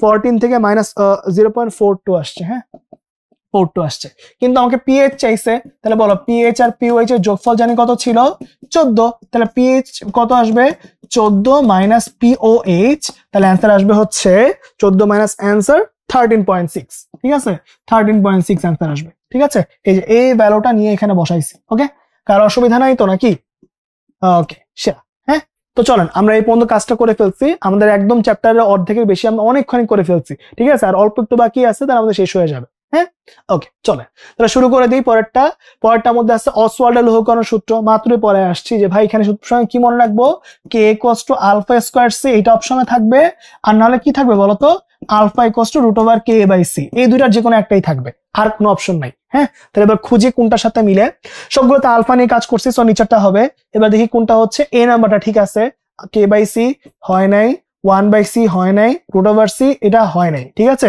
এটা কিন্তু সমান চিহ্ন থাকলে হবে না ঠিক আছে যদি এখানে সমানুপাতিক থাকতো ঠিক আছে যদি এখানে সমানুপাতিক থাকতো তাহলে কিন্তু এটা অসওয়াল্ড লৌহকরণ সূত্র হইতে পারতো সমান থাকলে কিন্তু হবে না সাবধান তোমরা কিন্তু অনেকে লাস্টের দাগায় দিয়ে চলে আসো অ্যান্সার হচ্ছে না সমান চিহ্ন থাকলে কিন্তু এটা হবে না সমানুপাতিক থাকলে হইতে পারতো ঠিক আছে ওকে চলো পরেরটায় যাই পরেরটার মধ্যে যখন যাচ্ছি তখন আমরা এই ম্যাথগুলো করবো এবার কিছু খুবই সহজ ম্যাথ ঠান্ডা মাথায় করলেই হবে ঠিক আছে আগে বলো NH4OH ও কি ও হচ্ছে একটা দুর্বল বেজ ও হচ্ছে একটা দুর্বল বেজ ঠিক আছে তো ঠান্ডা মাথায় করো কি হবে কেবি বের করতে বলছে সূত্র কি বলছিলাম বলো তো আলফা স্কয়ার সি তো ভ্যালু বসায় দাও কত হয় 1.34 ভাগ 100 তার স্কয়ার আর সি এর ভ্যালু কত 1 ভ্যালু বসায় দাও অ্যান্সার চলে আসবে ঠিক আছে তাহলে এটা আসবে হচ্ছে 1.34 ভাগ হচ্ছে 100 তার হোল স্কয়ার তাহলে অ্যান্সার আসবে হচ্ছে 1.79 10 টু দি পাওয়ার -4 ঠিক আছে তাহলে এখানে কত আসছে তাহলে এখানে আসছে হচ্ছে ডি নাম্বারটা এটা হচ্ছে আমার অ্যান্সার ঠিক আছে ওকে নাইস এই পর্যন্ত হয়ে গেল তাহলে পরেরটাই কাজ করি পরেরটা আমাদের বলছে ডেসিমোলার দ্যাট মিন্স 0.1 এত মিথানোইক অ্যাসিড বলছে সো এটা হচ্ছে HCOOH এটার জন্য বের করতে বলছে 10% আমি একটু আগে কি বলছিলাম যে সকল যে জৈব অ্যাসিড গুলো আছে পৃথিবীর সকল জৈব অ্যাসিড যেগুলো আছে এই জৈব অ্যাসিড গুলা কিন্তু দুর্বল অ্যাসিড ঠিক আছে সকল জৈব অ্যাসিড বাই ডিফল্ট কি বলতো দুর্বল অ্যাসিড তাহলে অবশ্যই অসওয়াল্ড লৌহকরণ সূত্রের মধ্যে পড়বে তাহলে আমি কি বলছি দুইটা সূত্র নিয়ে কাজ করা যায় একটা হচ্ছে pH is equals to minus log of C alpha আর না হলে আরেকটা কি আছে আর একটা হচ্ছে minus log of root over K into C কোনটা ইউজ করবো বুঝবো কেমনে বুঝবো হচ্ছে ডেটা দেখা দেখো ডেটার মধ্যে কি কি দেওয়া আছে ডেটার মধ্যে এখানে আলফা দেওয়া আছে ডেটার মধ্যে এখানে সি দেওয়া আছে তো এবার আলফা আর সির ভ্যালু কোনটার মধ্যে আছে এই প্রথম সূত্রটার ভিতরে তাহলে এটা বসায় দাও মাইনাস লগ অফ সি এর ভ্যালু কত সি এর ভ্যালু 0.1 ইন্টু আলফা কি আলফা হচ্ছে ওই যে 10 ভাগ 100 করে দাও অ্যান্সার চলে আসবে ঠিক আছে মোস্ট লাইকলি মনে হয় এটা 2 আসে হ্যাঁ 2 আসে এই 2 নাম্বারটা করো এটাই তোমার অ্যান্সার আর কি হ্যাঁ এটাই তোমার অ্যান্সার হ্যাঁ তার নিচেরটা কিন্তু এখানে লাগে নাই কারণ কোশ্চেনে কে এর ভ্যালু দেওয়া নাই কিন্তু যদি কে এর ভ্যালু দেওয়া থাকতো তাহলে কি করতাম তাহলে হচ্ছে পরে ম্যাথটা করতাম এই দেখো এখানের মধ্যে কোশ্চেনের মধ্যে এবার কিন্তু কে গিভেন তাহলে এখানটার মধ্যে কি করব আবারও কি জৈব অ্যাসিড তার মানে দুর্বল পদার্থ ঘনমাত্রা দেওয়া আছে কে দেওয়া আছে সূত্র বসায় দাও কি হবে pH equals to minus log of root over k into c তাহলে কি পাওয়া যাবে মাইনাস লগ অফ কি হচ্ছে রুট ওভার কে এর ভ্যালু বসাও 1.8 10 টু দি পাওয়ার -5 আর সি এর ভ্যালু কত 0.3 ঠিক আছে ক্যালকুলেটরে বসায় দাও মোস্ট লাইকলি 2.63 চলে আসে ঠিক আছে এটা মনে হয় 2.63 চলে আসে ক্যালকুলেটর বসাই দিলে একদম সরাসরি অ্যান্সার চলে আসবে, ঠিক আছে। এবং এই কোয়েশ্চেনটা এতবার পরীক্ষায় আসে যে হচ্ছে করতে করতে দেখবো একটা সময় তোমার নিজের মুখস্থ হয়ে গেছে, এতবার পরীক্ষায় আসে এটা, ঠিক আছে। যাকগে হইলো এই পর্যন্ত। এই পয়েন্টটার মধ্যে যখন কাজ করব তখন কি আসছে দেখি। এবার বলতে পিকে এ, কোনটার পিকে এর ভ্যালুর জন্য অ্যাসিডটা সবচেয়ে বেশি শক্তিশালী হবে। রুলটা খুব সিম্পলি ওইতে বলি তোমাদেরকে, সেটা হচ্ছে যার কে এর ভ্যালু যত বড় অথবা পিকে এর ভ্যালু যত ছোট সেই অ্যাসিডটা হচ্ছে তত শক্তিশালী। এই লাইনটা মনে রাখলেই হবে, ঠিক আছে। এই লাইনটা মনে রাখবা যে যার কে এর ভ্যালু বড় পিকে এর ভ্যালু ছোট সেই অ্যাসিডটা কি তত বেশি শক্তিশালী, বাস কাজ শেষ। ওকে, তাহলে এবার আমাকে বলো এখানের মধ্যে সবচেয়ে ছোট পিকে কোনটা, এটা খুঁজবো তাইলে, ঠিক আছে। কারণ শক্তিশালী অ্যাসিড জানতে চাইছে, তার মানে কি, তার মানে ওর পিকে সর্বনিম্ন হবে, ওর পিকে হবে কি সর্বনিম্ন। তাহলে বলো কোনটার পিকে এটা সর্বনিম্ন হয়েছে জনগণ, দেখেন এটা কি সর্বনিম্ন না, এটা কি সর্বনিম্ন না, এটা সর্বনিম্ন না, এটা সর্বনিম্ন, তো এটা হচ্ছে আমার অ্যান্সার। তাহলে অ্যান্সার হবে ডি নাম্বারটা, ঠিক আছে। যার পিকে এটা সর্বনিম্ন সে সবচেয়ে শক্তিশালী অ্যাসিড। কেন? কারণ যার পিকে এটা ছোট তার কিন্তু কে এর ভ্যালুটা বেশি, এই জন্য ওর কি শক্তি হচ্ছে বেশি, শেষ, ঠিক আছে। ওকে, পরেরটায় যাই। পরেরটার মধ্যে বলছে কোন অ্যাসিড যেটা আছে এটা শক্তি ক্রম কি হবে। এবার শোনো, অ্যাসিডের একটা শক্তি ক্রম তো আগের পেজে পড়ছি, যার কে বেশি তার শক্তি বেশি, এটা হচ্ছে অক্সি অ্যাসিডের ক্ষেত্রে। এবার অক্সি অ্যাসিডের ক্ষেত্রে রুলটা হচ্ছে এরকম, অক্সি অ্যাসিডের রুলটা হচ্ছে এরকম যে যার জারণ মান বেশি, যার কেন্দ্রীয় পরমাণুর জারণ মান বেশি সে হচ্ছে শক্তি বেশি, ঠিক আছে। যার জারণ মান বেশি তার কি শক্তি বেশি, এটা হচ্ছে প্রথম কথা। দ্বিতীয় কথা হচ্ছে জারণ মান যদি সেম হয়, জারণ মান সেম যদি হয় তাহলে কি হবে, তাহলে হচ্ছে যার আকার ছোট, যার কেন্দ্রীয় পরমাণুর আকার ছোট তার শক্তি বেশি, ঠিক আছে। যদি জারণ মান বেশি হয় শক্তি বেশি হবে, আর যদি জারণ মান কম হয় শক্তি কম হবে। আর জারণ মান সেম হলে কি হবে, যার আকার ছোট তার শক্তি বেশি হবে, সিম্পল কথাবার্তা, ঠিক আছে। যেমন খেয়াল করে দেখো, যদি আমি তোমাকে বলতাম যে ধরো এখানে HClO4 আছে, HNO3 আছে, এই দুইটা আছে, তাহলে দেখো ওর ভ্যালু কিন্তু হচ্ছে +7, 4 দুগুণে 8, 1 বাদ দিলে +7 হয়। আর এখানে 4 দুগুণে 8, 1 বাদ দিলে +5 হয়। তো এখন যার জারণ মানটা বেশি আসছে ওর শক্তি বেশি, ঠিক আছে। কিন্তু আবার যদি এরকম হইতো যে ধরো হচ্ছে HClO4 আর এখানে আছে হচ্ছে HBrO4, তাহলে বলো তো ভাই ওর জারণ মানও +7, ওর জারণ মানও +7, তখন তোমাকে আকার দেখতে হইতো যে ভাই এখানে ক্লোরিন আছে, এখানে ব্রোমিন আছে, ওর এই দুটার ভিতরে দেখো তুমি, ও কিন্তু দুজনে কিন্তু গ্রুপ 17 হ্যালোজেন গ্রুপ, তাই না, ক্লোরিন ক্লোরিন ব্রোমিন আয়োডিন, তো অবশ্যই ক্লোরিনের আকার যেটা আছে ওর আকার হচ্ছে ছোট। যখন জারণ মানটা সেম হয়ে যাবে তখন যার আকার ছোট তার শক্তি বেশি। আবার কথাটা বুঝাই যে ধরো এখানে HNO3 আছে, এখানে ধরো হচ্ছে H3PO4 টা আছে, তাহলে কি এই দুটা 3 দুগুণে 6, 5, ঠিক আছে, 4 দুগুণে 8 আর 3 বাদ দিলে 5, যার মান সেম। যার মান সেম হলে তখন দেখতে হবে আকার। নাইট্রোজেন এবং ফসফরাস কিন্তু সেম গ্রুপে আছে, নাইট্রোজেন হচ্ছে উপরের গ্রুপে, নাইট্রোজেন হচ্ছে উপরের পর্যায়ে, ফসফরাস তার নিচেরটাতে, তাহলে অবশ্যই যেখানে পর্যায় বেশি তার কি আকার বড় আর ওর আকার কি ছোট। সো যার আকার ছোট তখন কিন্তু ওর শক্তি কি হয় বেশি হয়, ঠিক আছে। খুব সাবধানে কথা, আগে দেখবা জারণ মান, যার জারণ মান বেশি ওর শক্তি বেশি। আকার কখন দেখবা, শুধুমাত্র জারণ মান সেম হইলে, ঠিক আছে, নাহলে কিন্তু আকার দেখা কোনো লাভ নাই। ওকে, ঠিক আছে। তাহলে এবার তার পুরোটা ব্যাপার কি দাঁড়াইলো দেখো, দেখো তাহলে এখন কি HClO4 আর HBrO3 এর মধ্যে HClO4 টা বড়, আবার HNO3 এটার মধ্যে ও বড়, কিন্তু এই দুইটারই জারণ মান এদের চেয়ে বেশি আছে, তাই এই দুইটা সবসময় ওদের চেয়ে বড় আসবে। তাহলে এটা হচ্ছে ফুল সিকোয়েন্সটা, ঠিক আছে। তাহলে কি আসলো দেখো তো একটু দেখি ভাই, তাহলে এই সিকোয়েন্সটা কোথায় মিলছে দেখে ফেলো। এই দেখো HClO4 +7 +7, সো এই দুটার ভিতরে ওর শক্তি বেশি হবে, ঠিক আছে। HNO3 +5 ওই দুটার মধ্যে ওর শক্তি বেশি হবে, মিলছে। আবার যেহেতু এদের জারণ মান বেশি সো এদের শক্তি এদের চেয়ে বেশি হবে, সো বি নাম্বারটা অ্যান্সার হবে। ওকে, সহজ জিনিস, রাইট। ওকে, হয়ে গেল এই পর্যন্ত। পরেরটায় যাই। এবার Al2O3 অম্লত্ব। দেখো ভাই এখানে কিন্তু H+ ও নাই, OH- ও নাই, তাহলে কেমনে বের করব, ওই যে জারণ মান দিয়ে, ঠিক আছে। তাহলে Al2O3, তাহলে বলো ক্যাটায়নের মোট জারণ সংখ্যা কত আসছে এখানে 2Al3+, তাহলে মোট চার্জ কত বলতো, এখানে মোট চার্জ হচ্ছে +6, এই জন্য ওর অম্লত্ব মানে হচ্ছে ও কয়টা অ্যাসিডকে নষ্ট করতে পারবে, 6টা অ্যাসিডকে নষ্ট করতে পারবে। বিশেষ না হলে বিক্রিয়া করায় দেখো, তুমি Al2O3 এর সাথে HCl এর বিক্রিয়া দাও, হ্যাঁ HCl বিক্রিয়া দিলে তুমি কি দেখবা যে ও 6টা H+ কে প্রতিস্থাপন করতে পারতেছে। ঠিক আছে, এই যে দেখো এখানে কি আসবে AlCl3 আর এখানে কি পানি, এরকম কিছু একটা হবে। ঠিক আছে, তো এখানের মধ্যে কি হয়েছে, এখানের মধ্যে 2টা আছে আর এখানে কি Al2O3 থেকে হচ্ছে 6টা 3টা পানি হয়ে যায়। ঠিক আছে, সো এরকম একটা হবে। সো এর অম্লত্ব অ্যান্সার আসবে হচ্ছে 6। ওকে, সবাই ক্লিয়ার? নাইস। তো আমরা এই পর্যন্ত করে ফেলছি। এবার যদি আমরা সামনের দিকে আগাই তাহলে মোটামুটি আমাদের অসরল লৌহ সূত্র পর্যন্ত চলে আসছি। এবার আমাদের লাস্ট টপিকের দিকে আমরা আগায় যাব। তার আগে এই অ্যাসিড বেস করতেছি আর কি। এটা করার পর আমাদের শুধু আরেকটা টপিকই বাকি আছে, সেটা কি, সেটা হচ্ছে বাফার দ্রবণ। ঠিক আছে, চলেন এবার তাহলে হচ্ছে এই যে অধিক শক্তিশালী অ্যাসিড কোনটা, এবার খেয়াল করে দেখো, এবার কিন্তু অক্সি অ্যাসিড গুলা নাই। অক্সি অ্যাসিড মানে কি ছিল, যে এখানে কিন্তু আমার অ্যাসিড ছিল, অ্যাসিডের মধ্যে অক্সিজেন ছিল, কেন্দ্রীয় পরমাণু ছিল। কিন্তু এখানে খেয়াল করে দেখো, এটা কিন্তু হাইড্রাসিড। হাইড্রাসিড মানে কি, এখানে শুধুমাত্র হাইড্রোজেন প্লাস হ্যালোজেন আসবে, হাইড্রোজেন প্লাস হ্যালোজেন এইটুকু আসবে, আর কিন্তু কিছু আসবে না ভাই। ঠিক আছে, হাইড্রোজেন প্লাস হ্যালোজেন। তাহলে এখানে রুল একটাই, কিন্তু আহামরি গ্যাঞ্জাম নাই, তাহলে মনে রাখবা অ্যানায়নের আকার যত বড়, অ্যানায়নের আকার যেটা আছে, সে অ্যানায়নের আকারটা যত বড় হবে, সে হাইড্রাসিডটা কি হবে, সে হাইড্রাসিডটা তত শক্তিশালী হবে। বাস এইটুকু মনে রাখতে চলবে, যে হ্যালোজেনটা যত কি, যে অ্যানায়নের আকার বড়, সে হাইড্রাসিডের শক্তি তত কি বেশি। তো এবার চলো কি হয়েছে একটু দেখে ফেলি। তাহলে এবার দেখো, এবার কি ফ্লোরিন, ক্লোরিন, ব্রোমিন, আয়োডিন, এরা হচ্ছে একটা সেম গ্রুপে কি হয়, আকার বাড়ে। হ্যাঁ, তো আকার যদি বাড়ে কি হয়, আর কি হচ্ছে, আকার সবচেয়ে বেশি। তাহলে যার অ্যানায়নের আকার সবচেয়ে বেশি, তার কি হবে, তার শক্তিও কিন্তু সবচাইতে বেশি হবে। ঠিক আছে, তো এই তিনটার মধ্যে কি হচ্ছে, এ চাই সবচেয়ে শক্তিশালী, এটা হচ্ছে অ্যান্সার। ঠিক আছে ভাই, পারবো সবাই? পারবো, হ্যাঁ।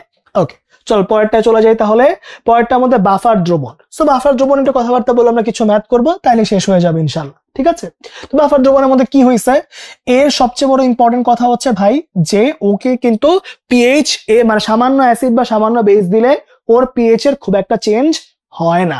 ঠিক আছে, সো আমাদের কাছে দুই ধরনের বাফার আছে, একটা হচ্ছে অম্লীয় বাফার আর আরেকটা হচ্ছে কি ক্ষারীয় বাফার, তাই না? এই দুটা বাফারই আমাদের কাছে আছে। এবার অম্লীয় বাফার হওয়ার শর্ত কি, যে একটা দুর্বল অ্যাসিড নিব এবং ওই দুর্বল অ্যাসিডের একটা অনুবন্ধী নিব, তাই না? অনুবন্ধী নিব, এই মিক্সচারটাকে আমরা কি বলি, আমরা বলি হচ্ছে অম্লীয় বাফার। ক্ষারীয় বাফার কাকে বলি, যে একটা দুর্বল ক্ষারকে নিব এবং তার একটা অনুবন্ধী অ্যাসিডকে নিব, তাই না? এরকম একটা কেস, এই মিক্সচারটাকে আমরা ক্ষারীয় বাফার বলি। অম্লীয় বাফারের জন্য শর্ত কি, অম্লীয় বাফারের শর্ত হচ্ছে অবশ্যই মাথায় রাখতে হবে, যেটা দুর্বল অ্যাসিড যখন বানাচ্ছি আর কি, প্রস্তুতির শর্ত হচ্ছে দুর্বল অ্যাসিডের পরিমাণ কি হইতে হবে, পরিমাণ হইতে হবে বেশি। ঠিক আছে, আর ক্ষারীয় বাফার হওয়ার শর্ত কি জনগণ, শর্ত হচ্ছে দুর্বল ক্ষার যেটা থাকবে, ওই দুর্বল ক্ষারের পরিমাণ হইতে হবে কি বেশি, মানে যেটা দুর্বল তার পরিমাণ বেশি হইতে হবে, সহজ কথা। ঠিক আছে ভাই, তাইলেই চলবে। আর এখানে পিএইচ বের করার সূত্র কি হবে, এখানে পিএইচ বের করার সূত্র হবে pH is equals to pK plus log, এখানে কি n অফ অ্যাসিড আর উপরে হবে n অফ কনজুগেটেড বেস, মানে হচ্ছে ওর যে লবণটা, এই কনজুগেট বেসকে কিন্তু সহজে আমরা লবণ বলি। হ্যাঁ, কেউ কিন্তু কনফিউজ হয়ে যাও না, কেউ যদি n অফ সল্ট মনে রাখতে চাও তাও কিন্তু চলবে। ঠিক আছে, এই n অফ অ্যাসিড তার কনজুগেট বেস উপরে নিতে হয়, তোমরা কেউ যদি মনে রাখতে চাও n অফ সল্ট মনে রাখলেও চলবে, বাট অ্যাকচুয়াল যেটা আমি ওটা বলতেছি আর কি। হ্যাঁ, যাকে এবার পিওএইচ হলে কি হবে, তাহলে পিওএইচ ইজ ইকুয়ালস টু হচ্ছে পিকেবি প্লাস লগ, এখানে নিচে আসবে হচ্ছে n অফ বেস আর উপরে আসবে কি n অফ কনজুগেটেড অ্যাসিড। ঠিক আছে, এটাকে তোমরা আবারও সল্ট হিসেবে মনে রাখতে পারবা, কোনো সমস্যা নাই। ঠিক আছে, আর পিকে মানে কি, পিকে মানে হচ্ছে মাইনাস লগ অফ কে, আর পিকেবি মানে কি, পিকেবি মানে হচ্ছে মাইনাস লগ অফ কেবি। ঠিক আছে, সো এটা হচ্ছে মোটামুটি তোমার নেক্সট কয়েক পেজে যে সূত্রগুলো লাগবে, ওই সূত্রগুলো একটু বলে দেওয়া। ঠিক আছে, সেই সূত্রগুলো সব একটু লিখে নিও, তারপর তুমি সামনে একটু ম্যাথগুলো যদি দেখে ফেলো, তোমার কাছে খুবই রেলেভেন্ট মনে হবে। ঠিক আছে, কেউ যদি একবারেও না পড়ে থাকো, এইটুক পড়লে বাকিটুকু আই গেস বোঝা উচিত। ঠিক আছে জনগণ, ওকে, তাহলে চলো এবার আমরা একটু সামনের দিকে আগাই। তাহলে সামনের দিকে এবার কি আছে, ক্ষারীয় বাফার, অম্লীয় বাফার তো দেখলামই। এবার এই ক্ষারীয় বা অম্লীয় বাফার সবচেয়ে বড় ইউজ কেস কোথায়, আমাদের রক্তের মধ্যে। এই যে আমাদের রক্তের বাফারটা আছে, এই রক্তের বাফার হচ্ছে ফিক্স থাকে। হ্যাঁ, রক্তের বাফারের মধ্যে মনে রাখতে হবে যে আমাদের পিএইচ কিন্তু রক্তের কত 7.4। এই 7.4টা রাখার জন্য কিন্তু আমাকে কি করতে হয়, একদম সুন্দর করে সব কাজগুলো এখান থেকে দেখতে হয়, ঠিক আছে। এবং মনে রাখবো যে রক্তের বাফারে মূলত কে কে দায়ী, H2CO3 এবং তার যে কোনো একটা কার্বনেট লবণ, ঠিক আছে, একটা অ্যাসিড এবং ওই অ্যাসিডের কনজুগেট যে বেসটা আছে যাকে আমরা সল্ট হিসাবে বলতে পারবো, ঠিক আছে, সেটা কি, সেটা কিন্তু আমাদের বাফার হিসেবে এখানে কাজ করতে পারবে, ঠিক আছে। এটা একটু মনে রাখবো, তাইলেই চলবে। ওকে, নাইস। চলো তাহলে এবার আমরা মোটামুটি যা যা জানা দরকার তা শিখে ফেলছি। এবার এমসিকিউ আমরা একটু কিছুক্ষণ করে ফেলবো, তাহলে আমাদের শেষ। হ্যাঁ, চলো পরেরটার মধ্যে কি আছে দেখো, মানুষের রক্তের পিএইচ কত, দেখছো এটা কতবার আসছে, কতবার আসছে, ঠিক আছে। এই মানুষের রক্তের পিএইচ কত, মানুষের রক্তের পিএইচ হচ্ছে এই 7.4। খুব ভালো কথা। ওকে, তাহলে এখানে পরেরটার মধ্যে কি আছে, মানব দেহে পিএইচ এর জন্য কোনটা দায়ক বা নিয়ন্ত্রণ করে কোনটা, ঠিক আছে, নিয়ন্ত্রণ করে কোনটা বলতো ভাই, H2CO3 আর তার সাথে কি বলছিলাম, কোন একটা কার্বনেটের লবণ, বাইকার্বনেটের লবণ। তাহলে এই অ্যান্সারটা কত নাম্বারে আছে একটু দেখো, বি নাম্বারে। তাহলে এটা হচ্ছে জনগণ আমাদের অ্যান্সার, ঠিক আছে ভাই, পারবো। এটাও কিন্তু অনেকবার আসছে, দেখছো, এগুলো কিন্তু খুব সহজ সহজ কথাবার্তা, বাট জানা থাকে না বা মনে থাকে না, এই জন্য ভুলটা হয়। এগুলো কিন্তু ছোট ছোট কথা, একটু ইনফরমেশন মনে রাখলে পারবা। হ্যাঁ ভাই, ওকে, তাহলে চলো পরেরটায় যাই। পরেরটার মধ্যে এবার কি বলছিলাম, যে নিচের কোনটা বাফার। এই কোয়েশ্চেনটা আসলেই মনে রাখবা, কি মনে রাখতে বলছিলাম, যেটা দুর্বল তার পরিমাণ কি হইতে হবে, দুর্বলের পরিমাণ হইতে হবে বেশি, দুর্বলের পরিমাণ কি হইতে হবে, বেশি হইতে হবে। তাহলে এবার চিন্তা করে দেখো, আমাদের প্রত্যেকটা কেসে মোল নাম্বার বের করতে হবে। মোল নাম্বার মনে আছে তো না, N = SV দিয়ে প্রত্যেকবার মোল নাম্বার বের করবা, ঠিক আছে। যেমন তোমরা আমাকে বলো, এখানে যদি N × SV করতা, তাহলে দেখো তো ভাই, N × SV, এখানেও N × SV, প্রত্যেকবার সেম কেস। হ্যাঁ, তাহলে বলো এই দুটো গুণ করলে কত আসে, 30 আর 1 গুণ করলে কত হয়, 0.3। আর এখানে কত হয় বলো তো, 0.4। না, তীব্রটা বেশি হয়ে গেছে, সো হইলো না। হ্যাঁ, আবার দেখো গুণ করো কত হয়, এটা হয় হচ্ছে, এটা যে পয়েন্ট হবে, সরি একটা পয়েন্ট উঠে নেই।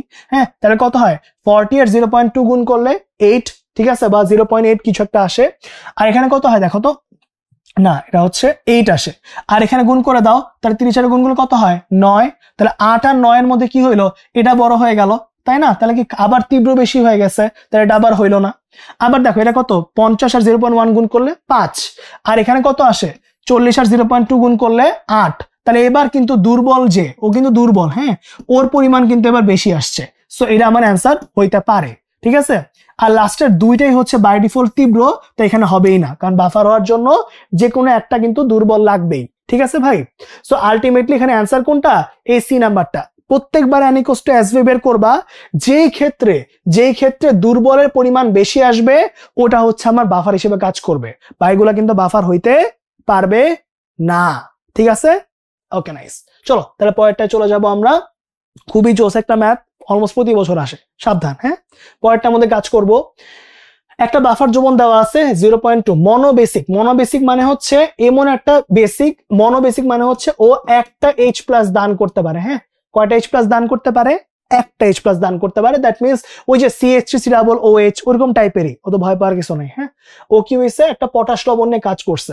আমরা তো কিছু জানা লাভ নাই, আমার খালি জানা দরকার যে ভাই বাফার দ্রবণ হইছে, অ্যাসিড আছে। সো অ্যাসিড যেহেতু আছে, সরাসরি সূত্র বসাও, pK + log কি হয়েছে, N of কি অ্যাসিড, আর উপরে হচ্ছে N of কনজুগেট বেস, ঠিক আছে।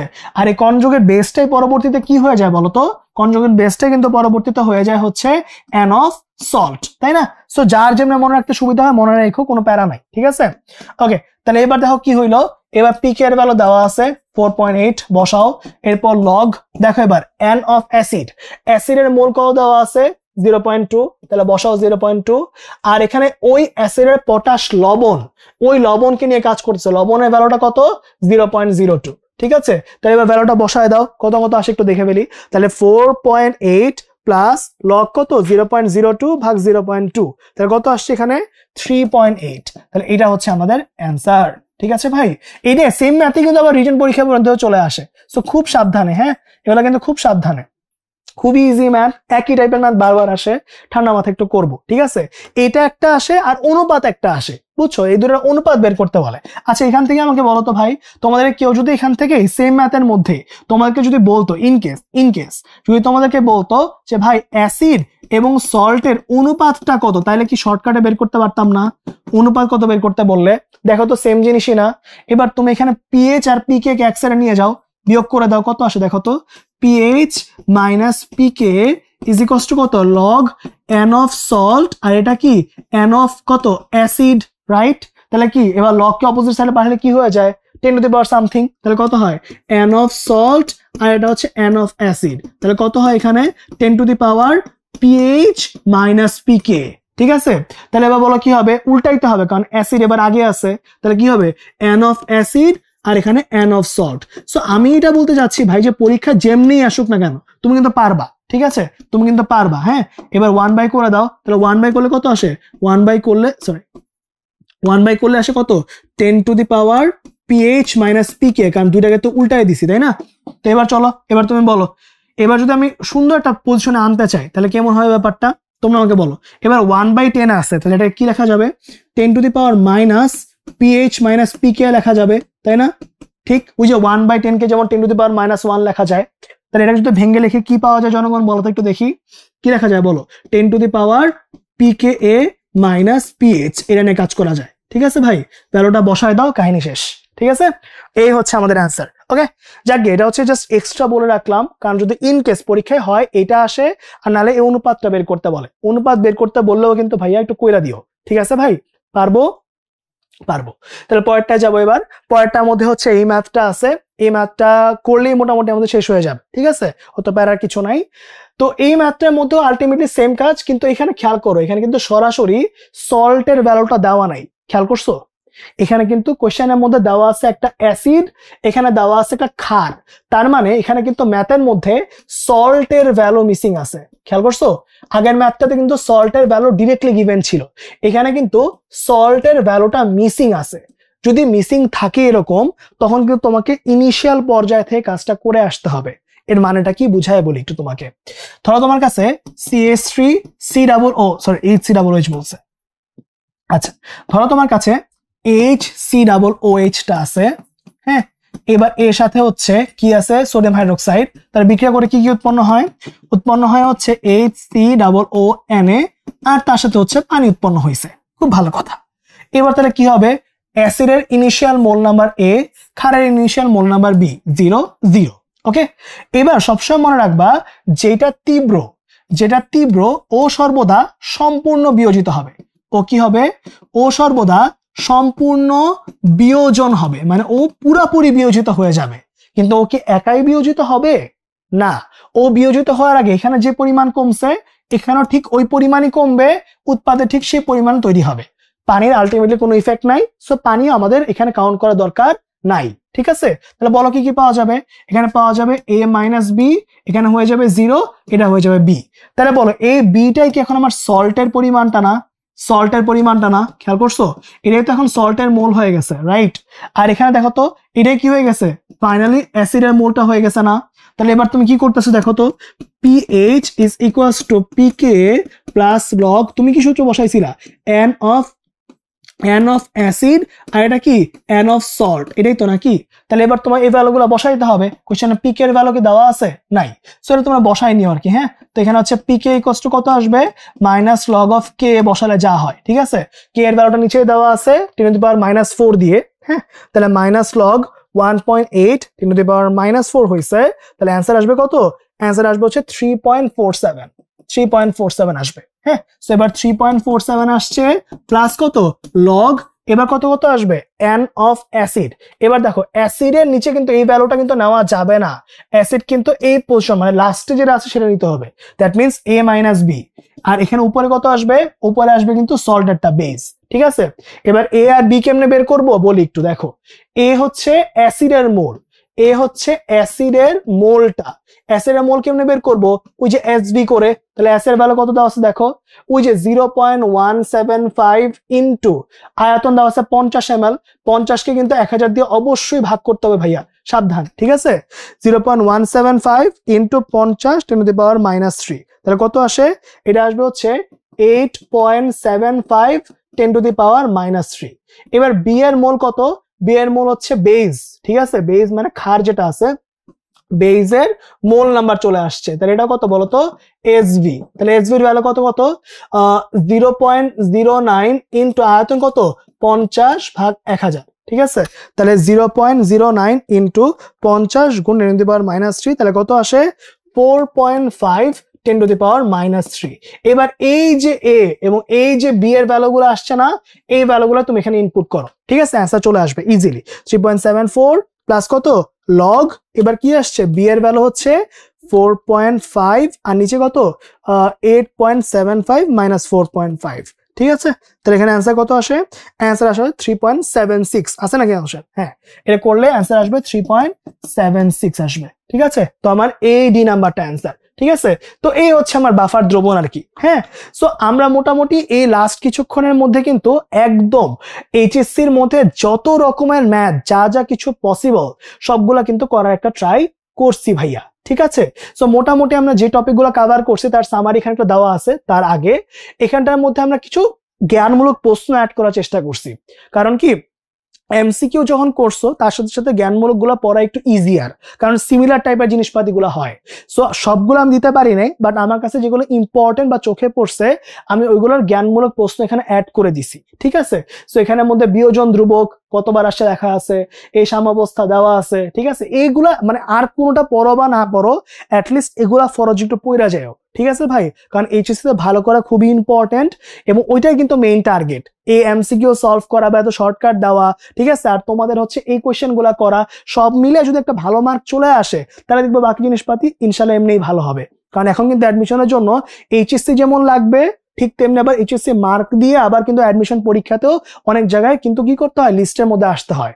সো এই জন্য এগুলো একটু ভালো করে দেখবো, হ্যাঁ ভাইয়া। সো এখানের মধ্যে সুন্দর করে অনেক কিছু দেওয়া আছে, ভালো করে একটু পুরো জিনিসটা দেখবো।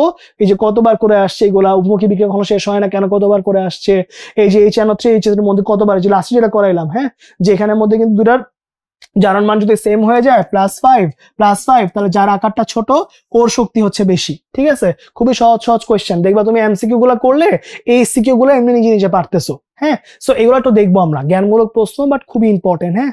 তো পরেরটার মধ্যে হচ্ছে এই পেজের কিছু কথাবার্তা আছে, যে পানি তাপমাত্রা বৃদ্ধি করলে বৃদ্ধি পায়, ঠিক আছে। বাফার দ্রবণ কাকে বলে, pH 7 হয় কেন, এগুলো একটু দেখবা, হ্যাঁ। তাইলে চলবে ইনশাল্লাহ। অত বেশি 1 মার্কের কোয়েশ্চেন আমি দেই নাই, বাট অ্যাটলিস্ট এই 15টা পড়া যাও ভাইয়া, ঠিক আছে। সো এই হচ্ছে কথা। আর পুরো জিনিসটার সামারি আমি এখানে লিখে দিছি, যে আজকে মূলত হচ্ছে চ্যাপ্টার 4 যেটা রাসায়নিক পরিবর্তন, এইটার মূলত এমসিকিউ করানোর মেইন বেসিক বা টার্গেটটা কেন ছিল, কারণ হচ্ছে ভাই এই চ্যাপ্টারটা থেকে অনেক বেশি পরিমাণ কোয়েশ্চেন কিন্তু বিগত বছরগুলোতে আসছে, ঠিক আছে। অবশ্যই চ্যাপ্টার 3 থেকে অনেক কোয়েশ্চেন আসে, বাট যদি তুমি হচ্ছে একটা ভালো মার্ক পেতে চাও, কারণ ফার্স্ট পেপারে মার্ক তোলা কেমিস্ট্রিতে একটু ইজি, ঠিক আছে, কিন্তু সমস্যাটা হয় ফার্স্ট পেপারে এই এমসিকিউ গুলাতে।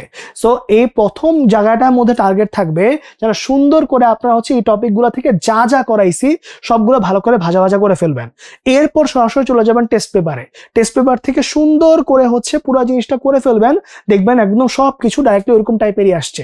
হ্যাঁ আমি মানতেছি দুই একটা অবজেক্টিভ এদিক সেদিক বা 2-3 অবজেক্টিভ বেশি হইতে পারে, বাট মোস্টলি কিন্তু এগুলা পরীক্ষায় বেশি আসে, ঠিক আছে জনগণ। আর সবশেষে ভাইয়া অবশ্যই ভালো কথা হচ্ছে একটা, যে পড়াশোনা জিনিসটা যেটা আছে সেটা কিন্তু পুরাপুরি হচ্ছে আমাদের নিজের উপর, ঠিক আছে। এবং পড়াশোনাটা কিন্তু মূলত আমরা করি কেন, যেন হচ্ছে আমরা পড়াশোনা করে জ্ঞান অর্জন করে আমাদের যে সোসাইটি আছে বা আমাদের যে বৃহত্তর যে ওয়ার্ল্ডটা আছে ওইটাকে যেন আমরা একটু সার্ভ করতে পারি, যেন আগের চেয়ে একটু বেশি পরিমাণ ভালো কাজে একটু হেল্প করতে পারি জিনিসগুলোতে, ঠিক আছে। সো অবশ্যই আমরা নিজে অনেক পরিশ্রম করব, এইচএসসির জন্য আপনি অনেক কষ্ট করবেন, অনেক সময় অনেক কিছু দেখবেন, অনেক সময় অনেক কষ্ট হবে যে ভাই পড়তে পড়তে কিছু পারতেছি না কেন, হইতেছে না কেন, ঠিক আছে। এগুলো অনেক খারাপ লাগে, আমাদেরও লাগছে, তোমাদেরও লাগতেছে, আমরা জানি, ঠিক আছে, জানি এটা অনেক কঠিন, কিন্তু এই জিনিসগুলাই কিন্তু আলটিমেটলি তোমাকে ফিউচারের জন্য অনেক স্ট্রং করে ফেলতেছে। তোমরা এখন ইন্টারমিডিয়েটে আছো, তাই না, এইচএসসি লেভেলে আছো। সো এই জায়গাটাই কিন্তু ট্রানজিশনের জায়গা, যে একটা স্টুডেন্ট একটা কলেজ থেকে আমার যে ভার্সিটি বা হচ্ছে পরের যে স্টেপটা আছে ওইটাতে যাওয়ার আগে একটু মোল্ড হয়ে নিচ্ছে। সো এখন যে যত বেশি প্যারা নিতে পারবা ওইটাই কিন্তু তোমার ফিউচার লাইফে তোমাকে তত বেশি মোল্ড করে ফেলবে, ঠিক আছে না। ওই একটা কথা আছে না যে ভাই তোমার যদি সূর্যের মতো জ্বলতে হয় তাহলে তোমাকে আগে কি সূর্যের মতো আগুনে পুড়তে হবে। সো এইটাই কিন্তু কথা, যে তোমাকে যদি শাইন করতে হয় লাইফে অনেক, তো তোমাকে কিন্তু আগে অনেক বেশি পরিমাণ প্রেশার নিতে হবে, অনেক বেশি পরিমাণ সহ্য করতে হবে, ওই সহ্য করার পরে আবার নিজের কাজটা করে যাইতে হবে, ঠিক আছে? তো যখনই জনগণ খারাপ লাগবে একটু রেস্ট নিবা, একটু হচ্ছে সৃষ্টিকর্তাকে স্মরণ করবা, একটু একটু নিজেকে হেল্প করার চেষ্টা করবা, নিজে একটু প্রাউড ফিল করো, এরকম আসবা। কারণ দেখো ভাই, এইচএসসি পরীক্ষা যতদিন থাকুক না কেন ইনশাল্লাহ হচ্ছে কাজটা হয়ে যাবে। একটু নিজের উপর বিশ্বাস রাখো, একটু নিজের উপর ভালোর উপর ভরসা রাখো, কাজ করতে থাকো, ইনশাল্লাহ হয়ে যাবে। ঠিক আছে? সো ইনশাল্লাহ আই গেস এই ভিডিওটা তোমাদের জন্যই করা। তোমাদের যদি এক ফুটাও হেল্প করা থাকে বা এক ফুটাও যদি হচ্ছে তোমাদের কোনো লাভ হয়ে থাকে ওটাই অবশ্যই জানাবা। কোনো জায়গায় যদি বুঝতে না পারো তাও কমেন্ট সেকশনে জানাবা। ঠিক আছে? আর নেক্সট কোন টপিকের উপর তোমাদের আলটিমেটলি হচ্ছে চ্যাপ্টারের ভিডিও করাটা দরকার বা তোমাদের করলে হেল্প হয় সেটাও একটু জানাবা। সো জনগণ অবশ্যই কমেন্ট সেকশনে সবকিছু জানাবা, আমরা তোমাদের কথাগুলো অবশ্যই শুনবো। ঠিক আছে? তো অনেকক্ষণ পর্যন্ত তোমাদেরকে জ্বালাইলাম, বাট টার্গেট ছিল তোমাদের জন্য ভালো কিছু প্রিপেয়ার করা। আই গেস চেষ্টা করছি, কতটুকু হয়েছে জানি না, বাট ইনশাল্লাহ নেক্সট ভিডিওতে আবার দেখা হবে। সবাই কমেন্ট সেকশনে অবশ্যই বলবা যে কেমন লাগছে ভিডিওটা। ঠিক আছে? দেখা হবে নেক্সট ক্লাসে। আজকের ক্লাসে এই পর্যন্তই। আল্লাহ হাফেজ, ভালো থাকো।